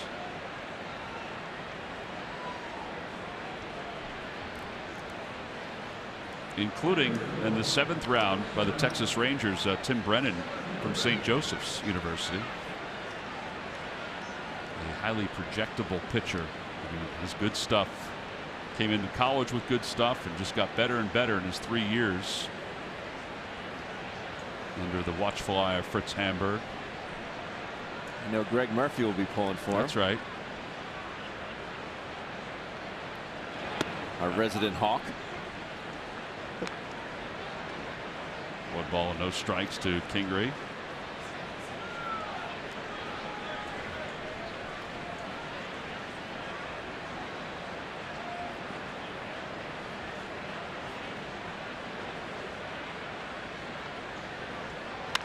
Kingery sends one to the air to center field. Going back on it is Almora.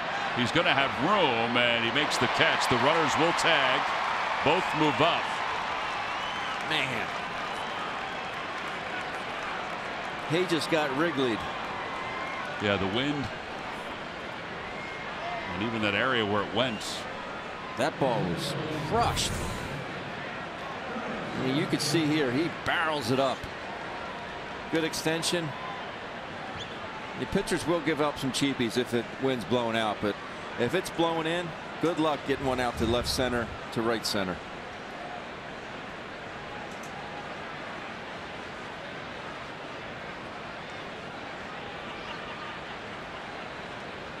Going to walk Carlos intentionally. Face Aaron Altherr. Yeah, Aaron today has walked. He's got a sac fly, and he is struck out. Second walk of the night for Santana.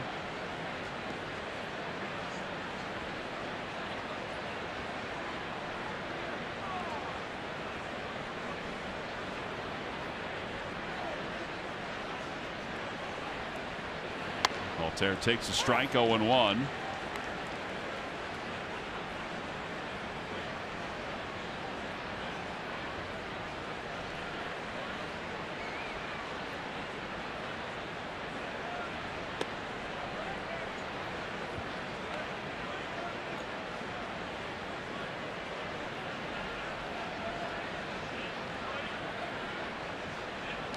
Phillies have him loaded, could really open this ball game up.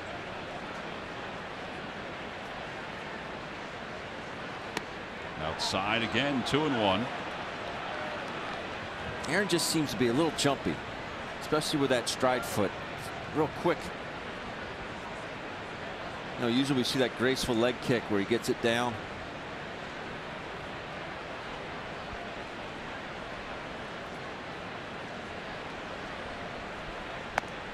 A little late with that on a 94-mile-an-hour fastball.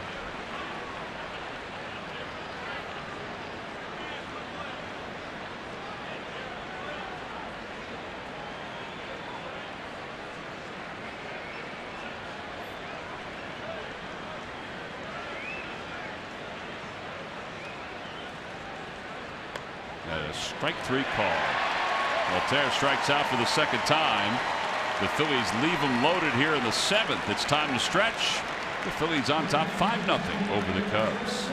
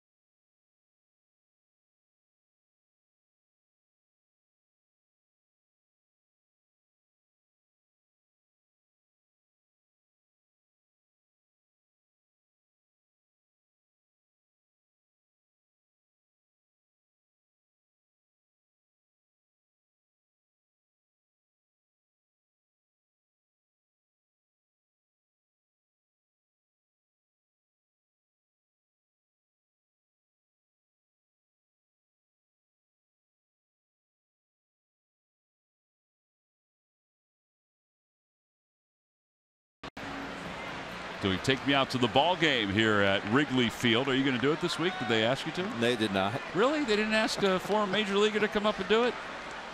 As Baez takes high, it's 1-0. Why don't you just show up one time in the bottom of the 7th and say, guys, I'm here. You weren't on the list, sir. No, I yeah, don't care, I was. but I'm still here. Yeah, just act like you know what you're doing. That's right. 1 ball, no strikes to Baez, and a swing and a miss, 1-1. It'll be Baez, Almora, and Hendricks. I think I'd throw him off and I said root for the Phillies. No. I think it would be appropriate. A couple of hops out to Kingery, 1 away. Well, the Yankees are coming to town at the end of this month, June 25th, 26th, and 27th. All 3 games are at 7:05. You can get your tickets by going to Phillies.com. Yankees and the Red Sox continue to jockey for position in the East.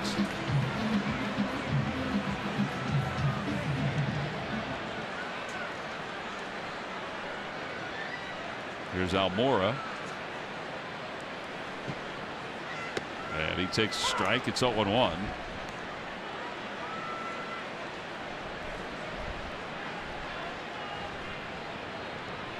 Almora is 0 for 2.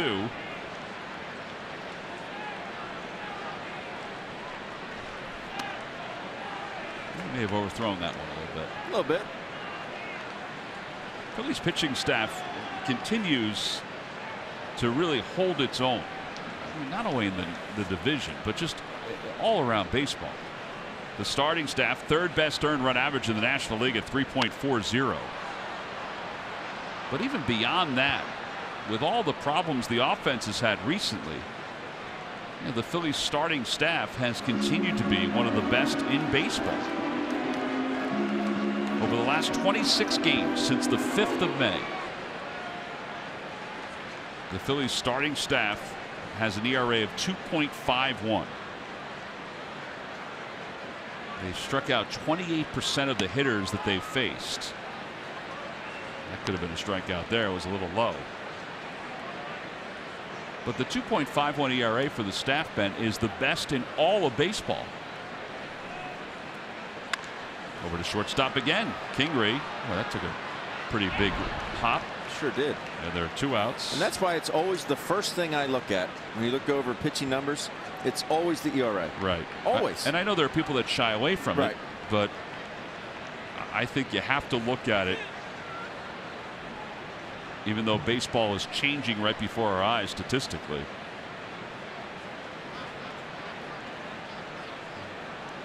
Rick Kranitz is adjusting the lineup card as Chris Jimenez will be the pinch hitter. They did have Ian Happ out in the on-deck circle, but they'll go with Jimenez instead with 2 outs here in the 7th. Now, overall, here's the rest of the NFL, or the rest of the NL, I should say. The Cubs at 3.18, and the Nats and the Diamondbacks. Swing and a miss, and it's 0-1.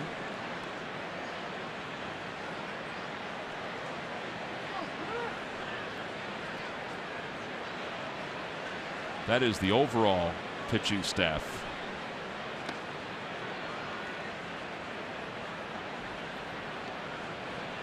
And really the main reason the Phillies find themselves in the position they are. Yeah. Yeah, I would agree with that. I mean, because offensively, the Phillies are 2nd from the bottom in the National League. Now, they're still averaging 4.2 runs per game, which is a pretty good amount. I mean, that's 10th in the National League, and a lot of that's because they walk a lot. And their runners in scoring position numbers are, you know, better than middle of the pack, except for the series against the Giants. Outside, and it's 2-2.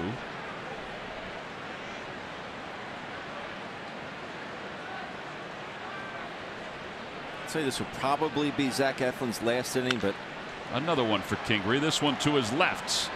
He's gone to his right a couple times, now to his left. And it's a 1-2-3 7th inning. It'd be hard not to send him back out there, Yeah, T-Mac. 92 pitches under his belt. We've played 7 on to the 8th. The Phils up by 5.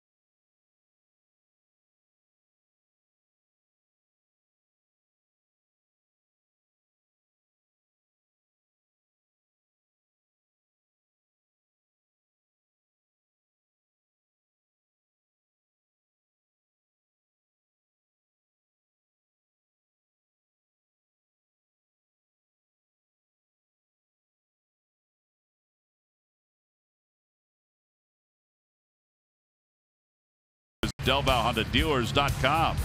And by Geico, 15 minutes could save you 15% or more on car insurance. Phillies lead at 5-0 as we go to the top of the 8th inning. Well, the turning point of tonight's ball game came very early in the game. Right here in the 2nd inning, Nick Williams gets a 3-1 fastball of Kyle Hendricks. Hendricks knew it. Williams knew it. Put the Phillies up 2-0 in the top of the 2nd. Sweet swing there by Nick. That was your Toyota turning point. I have to admit, I sat there and watched it because the wind was whipping so much. Because it really did start where Hayward is standing now, and then whoop, started to curl toward the bleachers under the scoreboard. And Nick Williams takes outside from Randy Rosario, who takes over for Corey Mazzoni, who went 2 scoreless innings. Phillies have 1 hit since the 3rd. And it's 1-1 to Nick, who has driven in 3 tonight.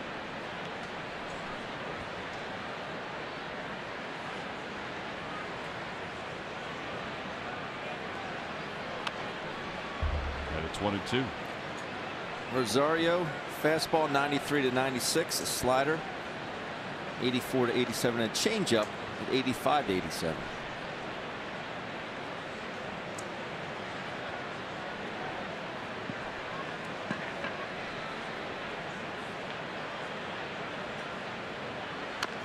Another one fouled, and it remains 1-2.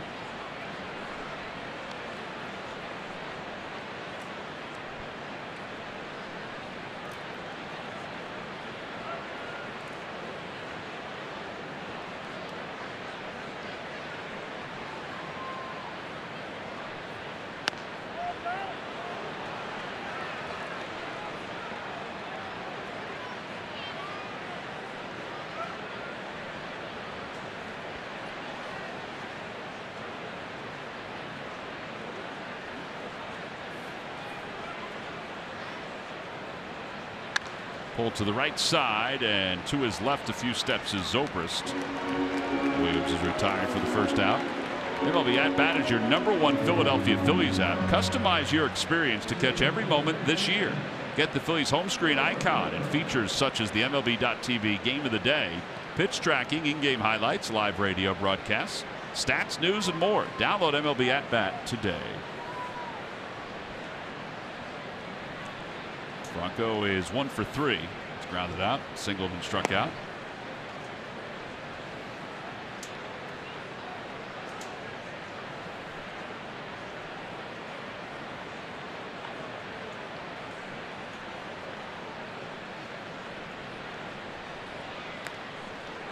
Two and 0.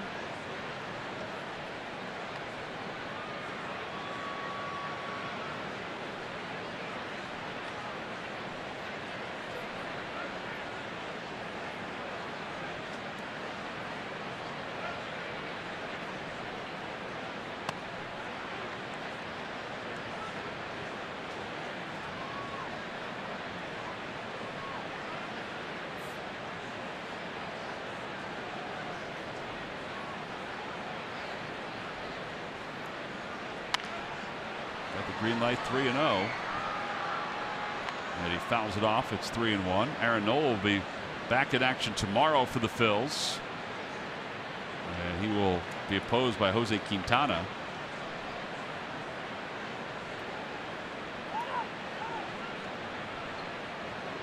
Like Eflin, Aaron Nola gets an extra day with yesterday's off day.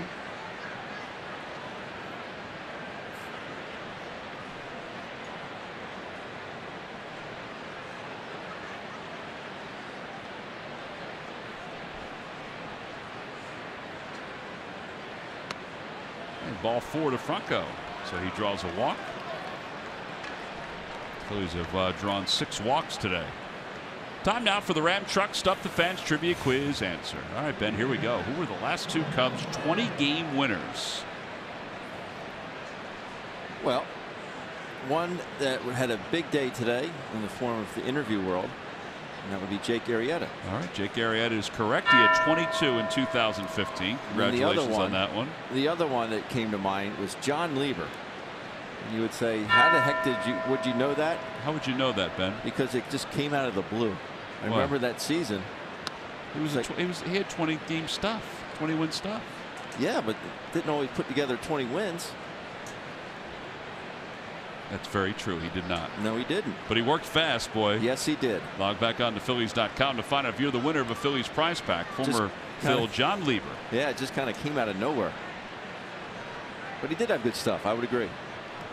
He was one of the fastest workers that I've seen in a long time. Inside, 1 ball, 1 strike. He's in the book, believe it or not. Here. You went yard against him? I did. Where'd you hit it? Dead center. Really? You never heard that story? No. So I hit one dead center into the basket. Right. So it goes over the basket, hits the brick wall, and bounces back onto the field. Uh-oh. So Bruce Bochy went out there and said it's a home run. Obviously, this is way before replay and all that. So I'm standing on second base for a while. You should have just kept on running. Well, initially they said double. So the ball bounced back. Bochy's out there arguing his point, blah, blah, blah. And they finally say, you're right, it's a home run. What made them decide? I guess they all got together, but it took a while. So I come in and I scored and high five. It's great. So we had the next Kangaroo Court in the clubhouse. And I got fined at $25 for having the slowest home run jog that season. That's kind of funny, actually. It was very funny. So that went towards the party at the season end. That's very funny. Do you think they have Kangaroo Court anymore? I haven't heard anything about it in years. Was that one on deck? If a player did something, you'd always hear that's a fine, meaning you get fined in Kangaroo Court. But you don't hear about it anymore. Opposite way for Alfaro, and Hayward makes the sliding grab. And there are 2 outs. That was a nice play. Man, he's gotten robbed the last 2 days, hasn't he? He has. Hit a bullet that Crawford made an excellent play on yesterday, or Sunday, I should say. And here by Hayward. And you mentioned it earlier about his defense. That's why he's got gold on that glove. Excellent play here. A 4-time Gold Glove Award winner is Jason Hayward.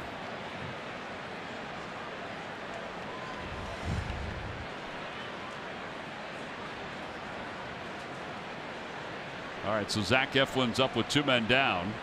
That'll answer your question as to whether Eflin's going to go back out there. Phillies bullpen is quiet. And it's 1-0. How do you know? You can't see him. I've been informed. You've been informed. Quiet. Do you have spies out there? I do. I can see them sitting and watching through the doorway. That one's pulled through the hole on the left side. A base hit for Eflin. All right, so Zach has his first hit of the night. You can see them from here. I can. Craig Driver over the S. There's Luis Garcia over the N. Bob Stumpo was flicking somebody's ear. You didn't see them? I could see him on the high def camera, but I can't see him through here. From here. Might be time you get your eyes checked. Cesar tonight has been on base twice. He's 1 for 3 with a walk. And it's 0-1.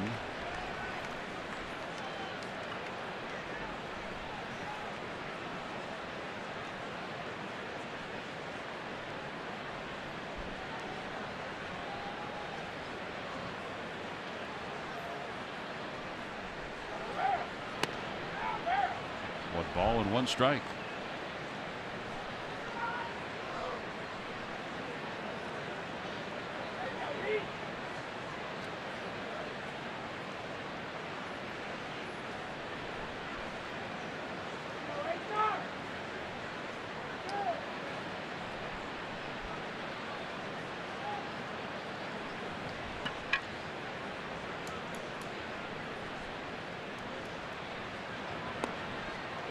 That's a pretty good pitch. A slider that dropped down.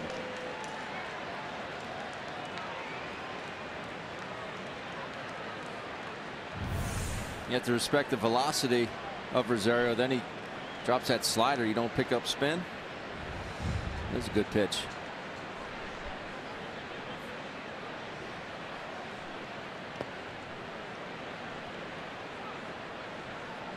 Contreras has done that a couple times tonight. I don't know how, if you go down to one leg, if the ball's in the dirt to your left or right, you're going to block the one that's right in front of you.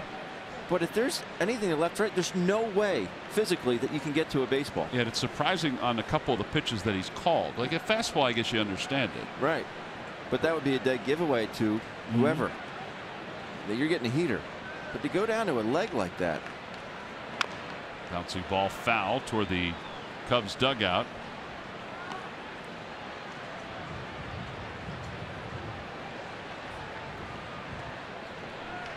Cesar hitting .265. I think he's due to get hot again too. Yeah.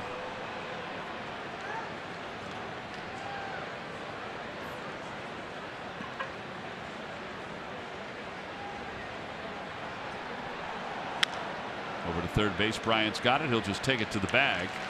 And the inning is over. No runs, 1 hit, and 2 men left for the Phils. We move on to the bottom of the 8th inning. Zach Eflin will go back to work, up by 5.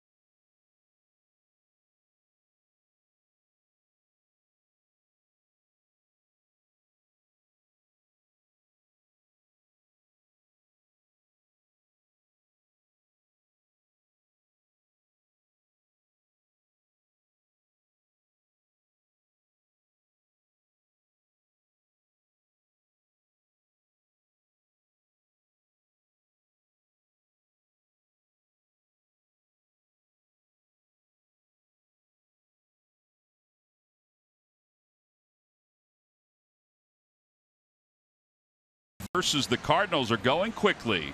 Go to Phillies.com/authentic-fan for discounted tickets, a limited edition hat, and a chance to be upgraded to seats in the Diamond Club behind home plate. It's a sweet deal for the best fans in baseball. Phillies are on top 5-0. We go to the bottom half of the 8th inning. Time now for a Hyundai defensive play of the game. All right, you say you go to the ballpark and you'll see something you've never seen before. How about 3 players converging on 1 fly ball? Honestly, I don't think I can remember, and all 3 being in the position to catch the baseball. You just don't see it. See all 3 converging at once, all yelling, "I got it, I got it, I got it." Goes down, pop out, 3. That is your Hyundai defensive play of the game, brought to you by your local Hyundai dealers.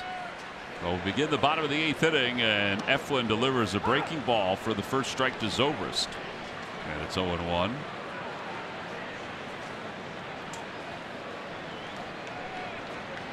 Zobrist is 1 for 3 in this game.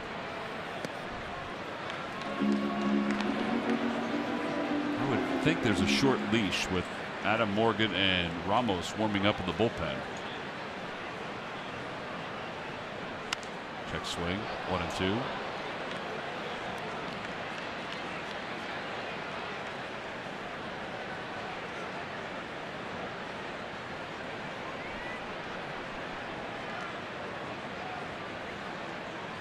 Check swing again, back to the box, and Eflin throws out Zobrist. They had 1-3 on the putout. I'm not saying that Zach is going to be around to pitch a complete game. He's at 96 pitches right now. But how much do you think that would add life to the dugout if he's able to do that? It'd be huge. And I'm not saying that they need it, because everybody goes through losing streaks. The Phillies lost 3 straight. So everybody goes through that kind of stuff. But you know, they talk about adding confidence to a dugout, like the lineup the other day. 4 left-handers at the top of the order. You know, add a little zip to the dugout early on. Well, it's a pick-me-up. It's a huge pick-me-up. Hayward takes a strike, and it's 0-2. But he has been the only word you think, it's just awesome. Yeah, he's been awesome. 10 ground ball outs, only 2 strikeouts. It's not necessarily a surprise for Eflin. And a liner out to left field. Williams makes the grab. Now you took one away from Jorge last inning. Nick Williams gets you here. Well, Rick Kranitz is on the phone, so you know that Morgan and Ramos are both loosening up. There's Nicky laughing at that grab. So maybe he won't come out and pitch the 9th inning. I don't know. Every once in a while, I think it's not a bad thing, even for the kid. Well, there he just reached that magical number, 100. The end-all be-all in today's game.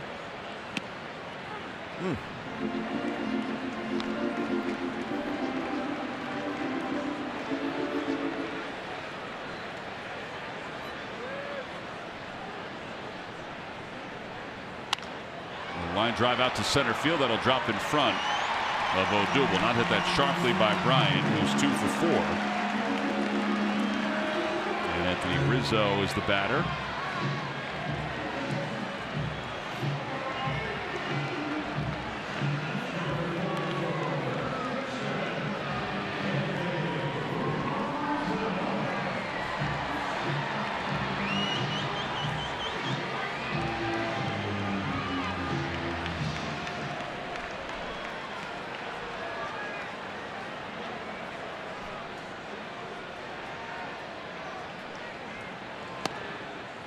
To Rizzo. Eflin, after that pitch there, is at 103. His career high is 109. And he did that this year. He has 1 career complete game. That was a great day in July of last year at Pittsburgh. Popped him up, and that should be back into the seats. Alfaro will give it a look. Every time a Phillies pitcher records a pitch of 95 miles per hour or more, and Eflin has a few tonight. Comcast will make a contribution to Phillies charities. Phillies baseball is brought to you by Xfinity, the fastest internet in Philadelphia. The maximum speed tonight for Eflin is 96.5. He is averaging 94.8 on his 4-seam fastball. And a liner out to right center field. That's going to split the gap and go to the wall. Bryant's around third. He's going to score. And Rizzo will pull into second base with an RBI double. His 8th double of the year, his 39th ribby of the season. And it's a 5-1 ball game, and here comes Gabe Kapler.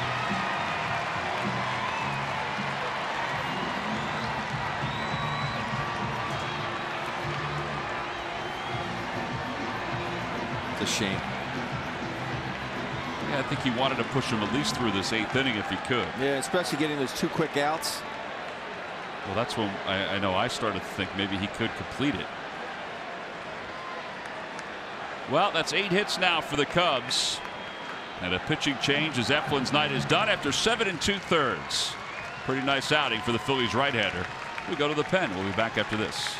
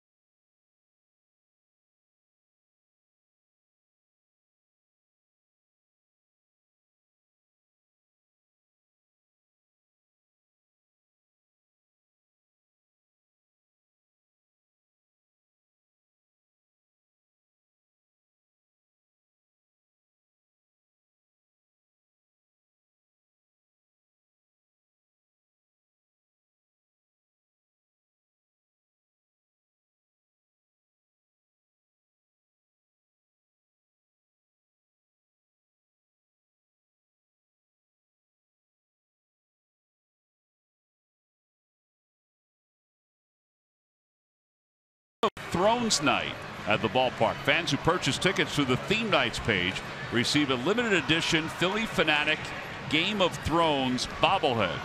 There's the bobblehead right there. Go to Phillies.com/theme nights to get your tickets now. Well, Zach Eflin 7 2/3, 8 hits, 1 run, 1 walk, and 2 strikeouts. Not a bad day's work. He's responsible for the runner at third base. Runner at second base, I should say. And Ramos will come in with a 0.86 ERA.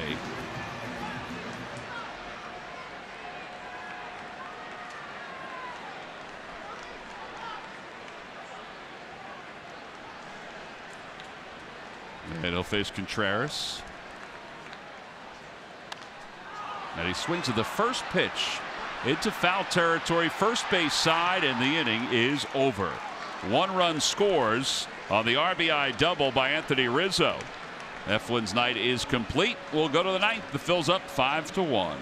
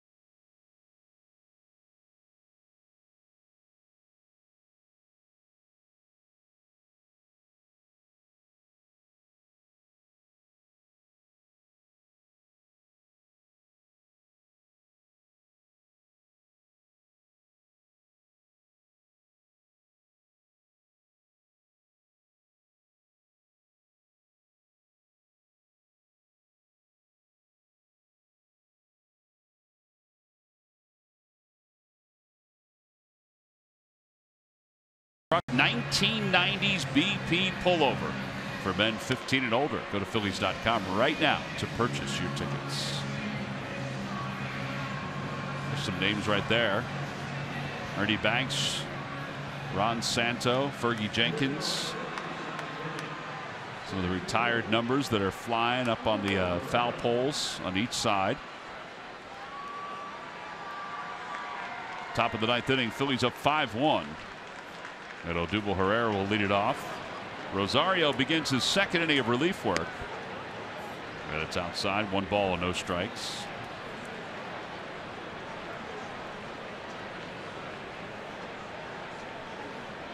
Odubel singled his last time up. He's 1 for 2. He has scored a run tonight. At the knees, 1 ball and 1 strike. Perfect pitch there. Sure was. I mean, perfect by Rosario. This kid's got a nice arm. He does. It's quick. He did throw a lot of pitches in the last inning.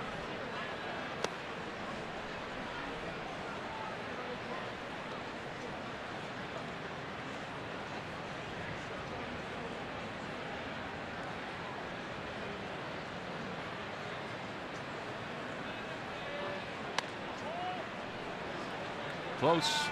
Inside, though.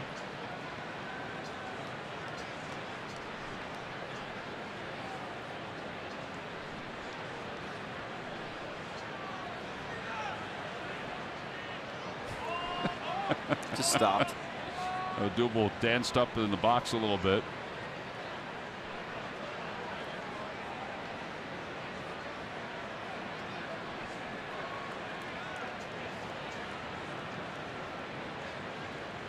Did he call time?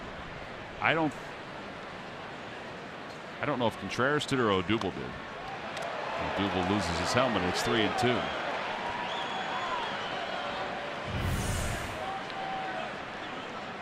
Yeah, Contreras did. Oh, Contreras did. Gotcha.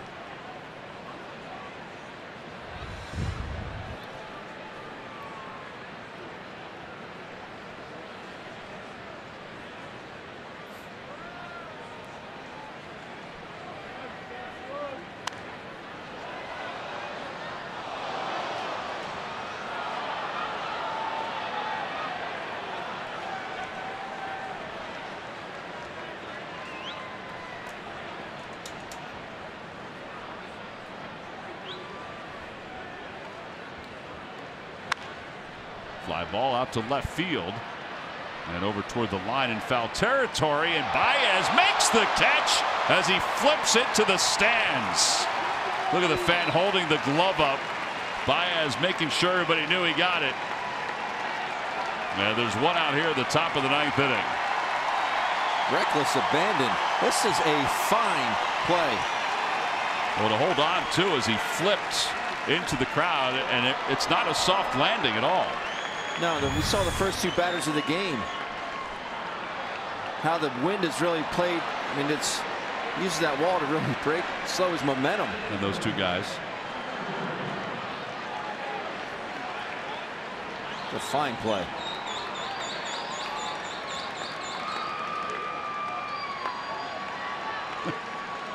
Oh, that guy's sweatshirt's going to smell like beer for a while. Look out. We have spillage. I would 1 to Kingery. Kingery is 1 for 4. He is struck out. There goes the beer. Oh. Right in the $18 down the tubes. Right in the ear of that other guy, too. 0-2 to Kingery. He's wiping his glasses off. There it is. The empty Cubs cup. Somebody should refill it.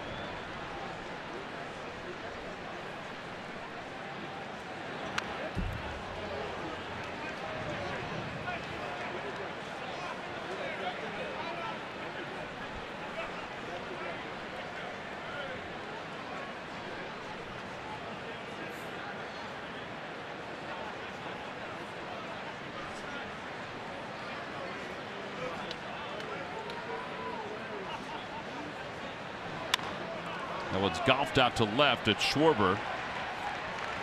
2 outs.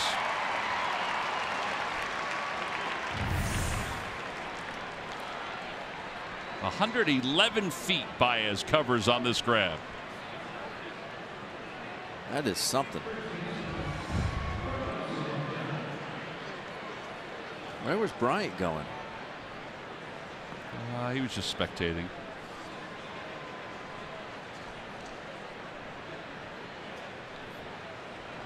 And Carlos takes a strike, and it's 0-1. Carlos has walked twice, once intentionally, the other time was with the bases loaded, and it drove it a run. Down and away, 1 ball, 1 strike.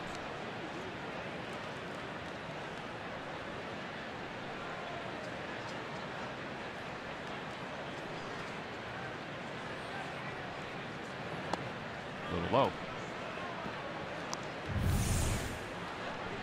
Got some newcomers. Hey, Kevin Franzen. 2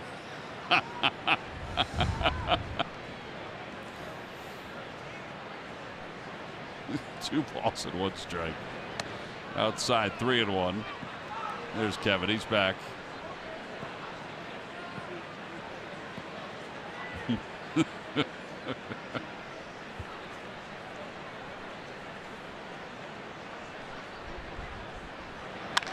A liner out to right center field. That'll be an extra base hit for Santana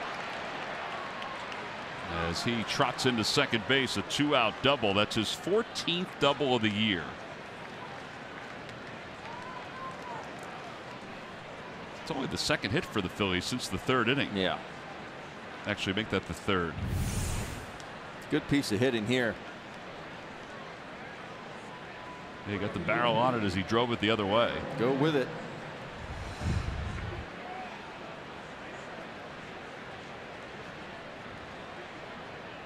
And now Altair, who is 0 for 2 with a sacrifice fly and a walk.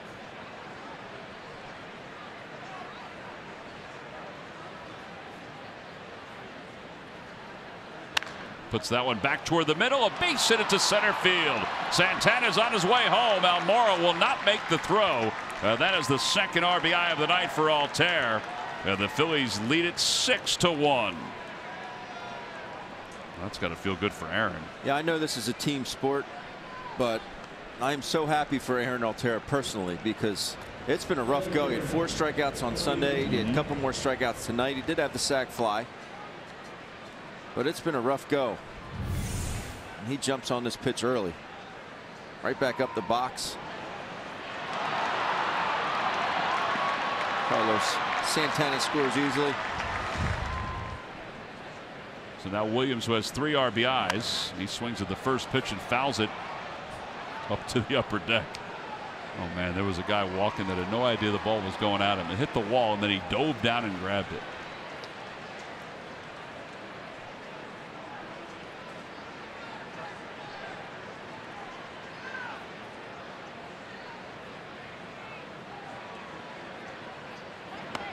Oh, 2.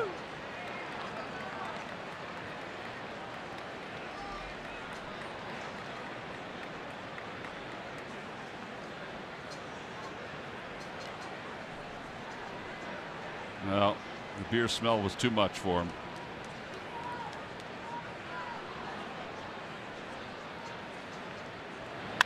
Opposite way, caught by Bryant. But when he hits it, sometimes, I mean, it's a laser. He doesn't know which way to go. A run scores on the single by Altair. We go to the bottom of the 9th inning. Phillies up 6-1.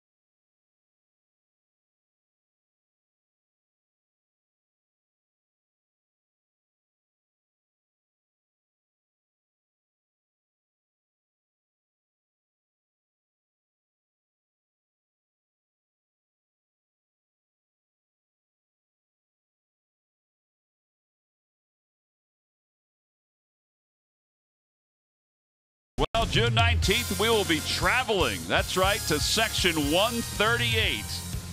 We can watch our beer be tossed every which way, balls flying every which way. Me, Johnny, and Ben will be down in the first row in Section 138, gloves in hand. Stay alert. That's right. The guy on the left is not going to bring a glove, so he's just going to need protection. I'll bring in one of my son's first baseman mitts. Yeah. He'll feel right at home. Yes, he will. Looking forward to it, though. We always love getting out into the crowd. We have bounced around the ballpark over the last handful of years. I think that's going to be the it's not the closest we've been because we were behind the on-deck circle, but that is going to be the closest we will be to some Rockets as Ramos delivers inside. 2 balls and no strikes. How many baseballs do you think we get that night? I'm going to say 6. 6? Yeah. I'll take the under. I'd say we'll get 2. I was counting the ones in your bag, too. 2 balls and 1 strike. There's always one in there. Yeah. No, I'm going to say we're going to get at least 6. 6. And I feel like we're going to be conservative with that. Okay. Yeah. I think it's wishful thinking. Schwarber takes on the inside corner. 2 balls and 2 strikes.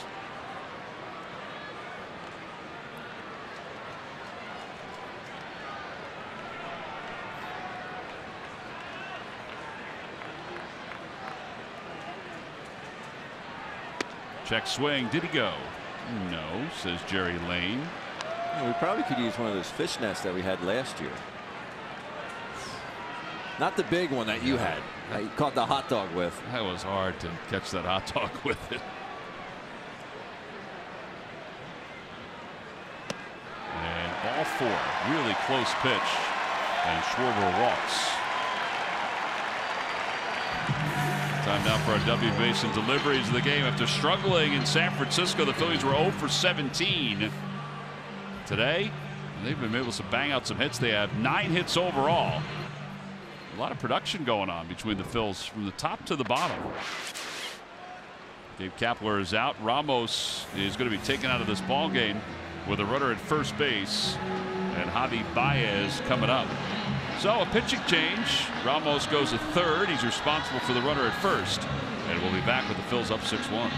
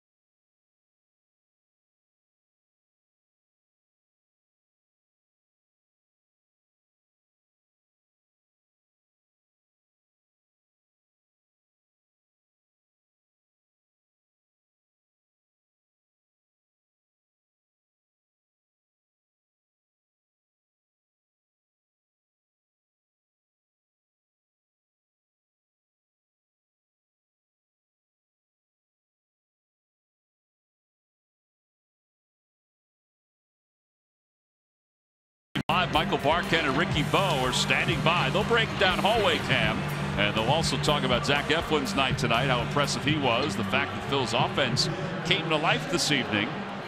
Again, that's coming up on Cure Auto Insurance presents Phillies postgame live. Sir Anthony Dominguez will take over here in the 9th inning with a runner at first base, and Javi Baez, the hitter. Baez is 0 for 3 tonight. The first pitch to him is, he fights it off foul, and it's 0-1.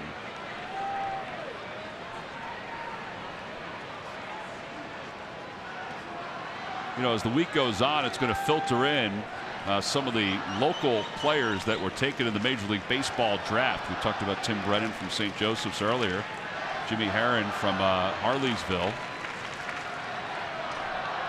and out of LaSalle College High School. And Duke was selected by these Cubs, so congratulations to Jimmy. That's pretty cool. And I'm not mentioning Harleysville because we're getting text messages from Jamie Moyer, but Jimmy he hails from Harleysville, a junior from Duke. Swing and a miss by Baez. Boy, that was as crazy a swing as you're going to see. So 1 out here in the 9th inning. And here comes Almora. Good slider here by Dominguez. It had more depth to it than anything. I don't think Baez picked the spin up on that one. I don't think so.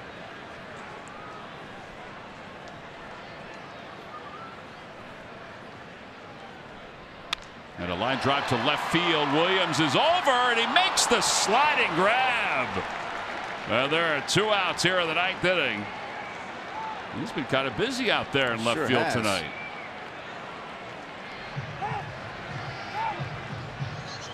Good sliding catch here. Ball hooking away from him.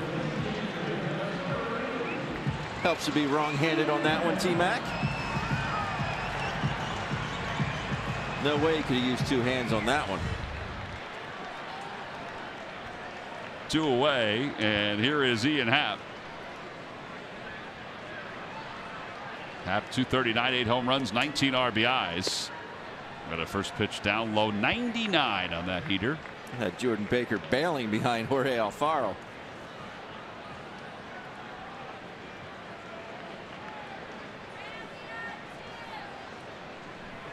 Jordan Baker is the tallest umpire in the rotation this year.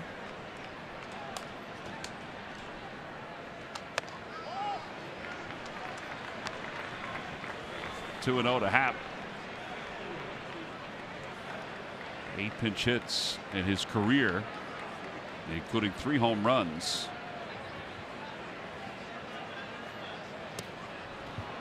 That one gets by Alfaro, and Schwarber will move up.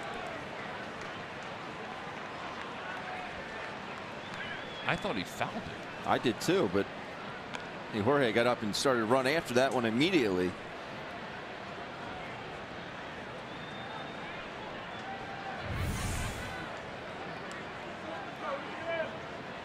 No, did not foul it.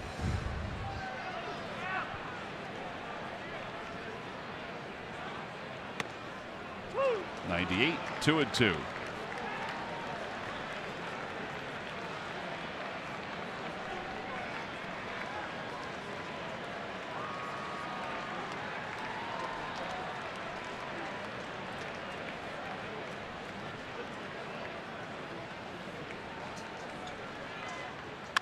Back towards shortstop. Kingery backhands. He's got it. Throws to first in time. And the Phillies have taken game 1 over the Cubs 6-1. And a refreshing bounce back after losing 3 straight to the San Francisco Giants. The Phils offense was clicking tonight for the most part. And certainly Zach Eflin was clicking for 7 2/3 for the Phils. Nick Williams, 3 RBI.